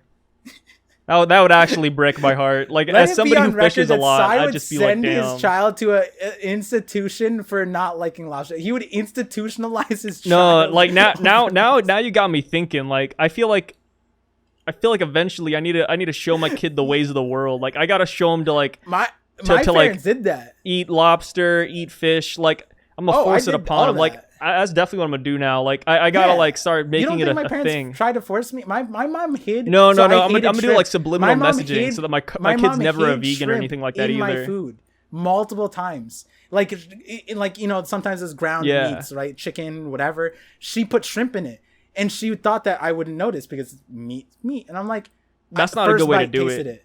There was she tried every book, and guess who she learned it from? The other moms. Yeah, that's a bad way to do it. No, Every you can't just slip it iteration in the of- food. You can't drug your kid. Every iteration.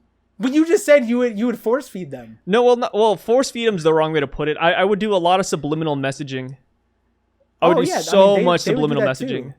Yeah, so like my dad's version was like, look at all these rich people eating it. Don't you want to be rich? Like they would That's a good never way to do invite it, you to yeah. the table. Yeah, so that was that. And then my mom was just like, they threw out the word loser. Like, look at that loser who's not, like they would say it to their face. I'd say but, the like, same thing. Yeah, and then for me, I was just like, didn't you also raise me to be independent and strong and like not be care about what other people think? And then they were like, fuck. They should have been like, I also taught you how to have taste buds, son. Yeah, and then I'm like, hey, look at me eating. I'm eating more food than you are. Look at this. Look at the cholesterol is a big thing. Oh man, when they got hit with the cholesterol, I was like, Do your parents have guess what diabetes? Because that'd be funny. Yeah, my dad had diabetes. Dang, you Or hit him with the has, cholesterol even harder now. Yeah, it yeah, was like a personal blow. There was a stint of Yeah. cholesterol issues in my childhood, and I remember when that happened, and I was Dang, at just the say I'm age, doing I was this for just you, like- Dad. I was just like, yo, I wonder. I mean, you can ask your doctor, but I wonder what has a lot of cholesterol if you eat a bunch of. I like to imagine you while you're saying that he's putting like a whole slab of butter on that lobster too. He's getting that shit ready. He's got like No, butter I in his was- pocket, My dad came ready back to go. distraught that first time with the cholesterol, because like it was like my brother and my brother ate seafood, so it was Yeah. my brother, my mom, and my dad. They all had cholesterol problems at a certain point. My brother, it wasn't like significant for my brother or my mom, but they had like an issue, right? Yeah. And I was like, I mean, if you draw this line, so someone's been eating Dang. lobster and shrimp pretty often. And then I remember my entire family was so sad, and then they stopped eating it for a bit, and then it fixed a little bit. But it wasn't just that. Obviously they did other things, because you get cholesterol elsewhere from like land-based meats. It's just there's leaner meats in chicken and Yeah. turkey and that kind of thing. So but it was a funny thing, being a kid, growing up, because a lot of the things that you would say to Wait, do you eat lobster now? I've had lobster bisque. That's very different though. Yeah, the last 3 or 4 times I've had that was great. For me, seafood is kind of like I've liked it when it's been prepared a certain way, and so Okay. I'm not like opposed of trying anything new. So for example, I went to LA, we went to a sushi place, I had all the sushi, I had every single fish. Nice. I was like, me. Oh, and hey, maybe we talk to Josh soon from Volume 1. He also hates seafood, but Dang, he's so man, I far don't know if I gone. want to invite him anymore. What the hell? You can't say this, man. He's so far gone that he can't even bring it to his All right, face. fine. That's how Fine. damaging it is for him. Sure. But you then guys don't I like hate- seafood, whatever. We can't bring on any vegans though. That would No. actually destroy me. For me, so again, going back to the core of the conversation, I don't Other know people's life what choices gave me affect the me. knowledge of that lobsters are related to I don't know what 5-year-old just I didn't read about that. That's not a thing. I hated bugs. I'm not researching bugs. That's like, you know, so like for Yeah. me, my brain just told me, gave me some like natural instinct that this animal and this animal are related, and that was my like when push came to shove, my brain shot that out, right? And for me growing up, that's why my friends are like, you know, you're probably part like animal, that's how you just know You're these things. You're part animal. I So, can't like, tell if when that's like a compliment or an insult. Yeah, no, I mean I take it as a compliment, but like the fish You thing look is like an always the animal. weirdest Like thing. you know, you got that animal brain going on. They're Animal like, there's- instincts kicking in. They were like, why do whales come at you? Why do like, you know, why do the fish gravitate towards you? Maybe they see like there's like a fish in you, so maybe that's why you don't like fish, because Fucking like fish don't kinship. eat fish. And I was like, wait, you know that like fish eat fish, like literally all fish eat fish, like tuna eats fish, like Yeah. like every fish above like a guppy is eating other fish. That's what they eat in the ocean. I was like, what do you think they eat? They don't like huh? And I was, yeah, so you I've know, watched the a lot logic of broke animal there. videos lately. Like I saw one where like this lion, he broke into like this deer den and he kidnapped like this baby deer, Oh, uh-huh. and the baby deer was just like waiting to die, and I was like, damn, that's sad. Why did But nature's okay? So I was crazy, talking man. about fish eating fish, and you're like lion mauling baby deer is. You know, it's the same train of thought. It's like, dang, maybe I have autism. You don't know. And just like size autism, let us know if our current logo is your favorite, where there's a cat and a shark. Oh, there we and- go. There we go. You're talking about fish, and I'm talking about cats. Yeah, Boom. exactly. Exactly. Beautiful. I like Absolutely how beautiful. I like how you had to like verbalize the thought. I thought that was just like the point. It's of like me Dora the Explorer. I thought the segue was there, and you're like, "Oh, that's the segue." I thought it was like crystal clear, like shark. No. fish. I thought you were thinking up a new logo for a minute. I was like, dang, Par wants to get a new logo already. Like, I'm cool with No. it. If we get a new logo, I was I'm down shouting with out it. I was shouting out our autism. The logo screams it. Oh. Our conversation Wait. screams. I don't know if I told you this, but somebody actually made us this logo. Like the one we have, or like a new one. Yeah. So two contributors to the what's it called? To the Discord? to the new logo. Yeah. It's in the Discord. So Oh, it's actually an AI generated image, okay. and It's then in the art section. yeah. Or not in the Okay, art so- section. It's not there. Like I got it. I asked a friend to like do AI generated art of a cat and a shark, and that's how we got the image. And then somebody else. I'm trying to like look for the message now. They Oh, like yeah, 'cause I framed don't it see it for in the us, server. so it looks nicer. Am I like not in like? No, am I it not was a mod? DM. It was a DM. Oh. Yeah, this is like a side project I had going on. But I'm always open to change up the logo eventually. I feel like it's every year we need a new logo. Okay, I don't know. Maybe about not every that, but year. Yeah, maybe Every let's full get to moon. like every 50 episodes. Oh, that's a year. That's a fucking year. That's yeah, might as well be a year right I was there. gonna say 100, but then I was like, that's too Oh long. god, we Maybe actually 50 skipped 2 weeks throughout the year. So yeah, no, actually. Yeah, so the 50 50 weeks is episodes bring us perfect. to a year. Yeah, and then boom, I was like Changing that not logo. every year, but 50 episodes. I'm with you. It's just- God. Oh, so shout outs to the next podcast. So we record these really strangely, you know, behind the scenes Yes. talk. We record these every Friday morning. Yes, But for the next couple of weeks, this is more like a behind the scenes thing, but might have to switch up the Friday schedule a little bit because I'm actually getting a tattoo. oh, that I thought that Why do I? You told me about that. Yeah, but it's coming I feel up. like you told me that a while ago. The And first I just appointment thought is that next it already week. happened, and then, but Yeah, I gotcha. got Now a I couple of remember. things where Fridays I might not be here. Okay. So the schedule's about to get mixed up a little bit. I got a back piece. I'm going in for 3 different sessions on my back, and it's gonna be a full back piece. So I'm pretty excited for that. And then I'm gonna be gone Gotcha. to Hawaii for a minute. Ooh. Yeah, I heard the fire was going down, so I was like, man, that sounds fire. Oh man, we didn't even talk about. No, See, that's a world event. I would not want to. that's a world event. Right? Yeah. Yeah, you don't have FOMO about a natural disaster. Sick. Cool. Whoa, hot take. Wait, what? No, but it's actually Okay, I'm like a not business trip I got to go to. Wait, Yeah, nothing to do with the fire. It's been like in the works for like a couple months, but Well, but business. Okay, I'm gonna ask about that later. But I just realized if Seattle that tour happened and they caused an earthquake, is it reasonable to think that their earthquake caused Maui's explosion? no. Oh, okay, I think the timeline is super different there. okay. I mean, I would give it like a week. You don't know, like some things have to shift and set. Or no, it was like I think it was like almost the same day. Oh, too soon. Yeah, it's too soon. Gotcha. I was gonna say that'd be kind of crazy, you know. But yeah, Taylor Swift causes a massive volcano to erupt. imagine someone made that. That'd be wild. But yeah, a good the Maui theory. thing, see that's where my issue was with the Lil Tay thing. I should not have been hearing about the Lil Tay thing over the Maui stuff. Right? Yeah, I heard about Lil Tay way more than the Maui's. Like I had to like my wife had to tell me about that one, and she was like, "Did you see it on TikTok?" I'm like, "What?"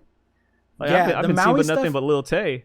I knew about, and I was like actively searching for it. I did not interact with any Lil Tay stuff. Did not like any of it. Still got thrown in my face. And the Maui stuff, like I found out, it's like 2,000 buildings destroyed. I don't like 60 some odd people passed away, and then like I don't even know how many people displaced. And I'm like, what? Yeah, what's happening That's over there? Crazy. And then all the videos are just people in the water at night.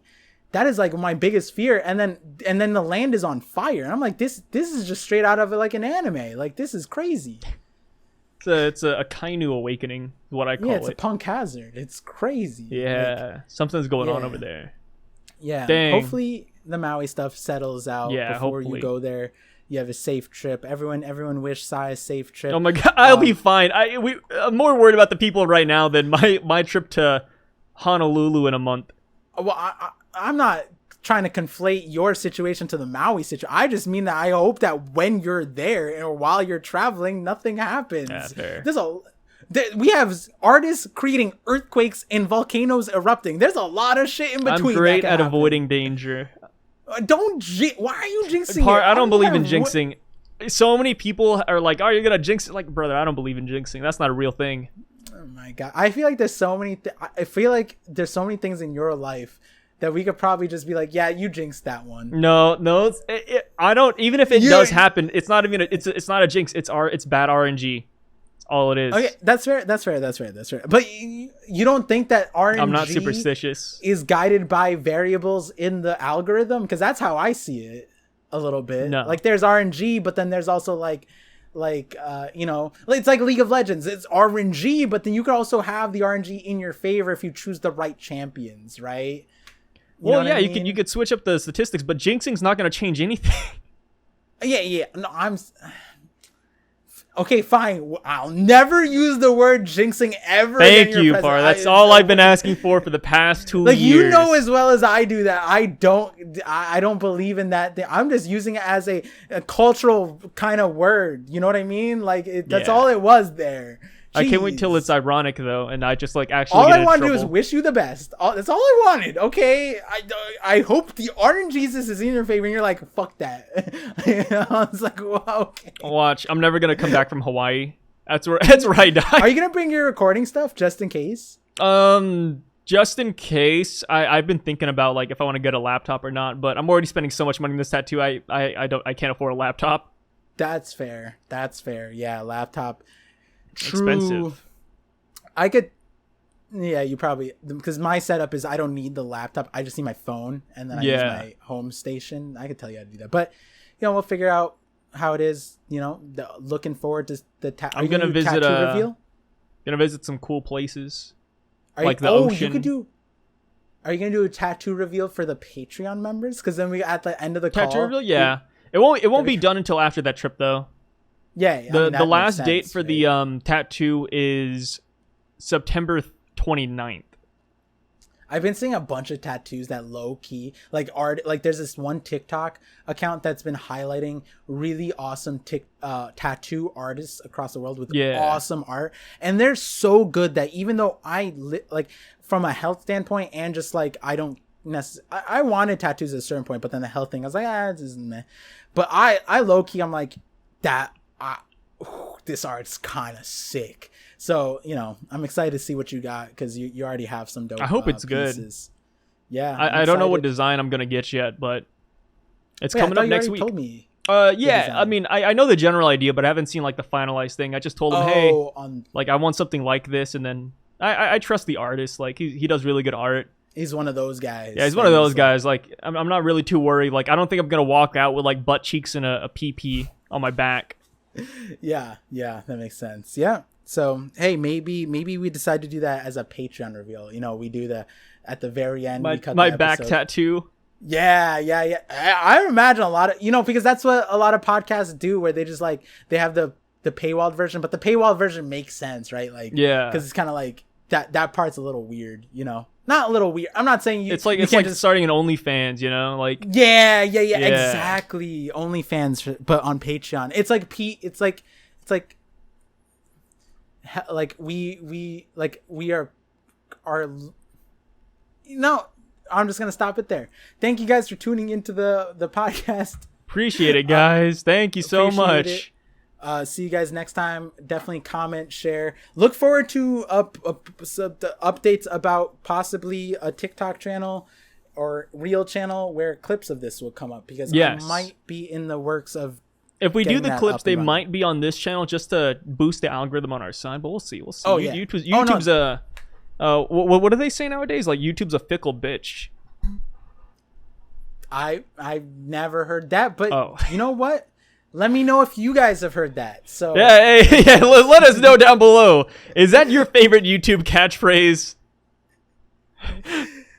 All right. So thank you guys. Syncing? Yeah, clap sync. I thought we almost forgot. Wait, did you end the audio? No, I didn't end the audio. Thank God. Okay. No, I thought we ended it before, like let us know and then but yeah. No, we got this. We got this. Yeah. All right. 3, 2, 1, clap. Beautiful. All right. We're done.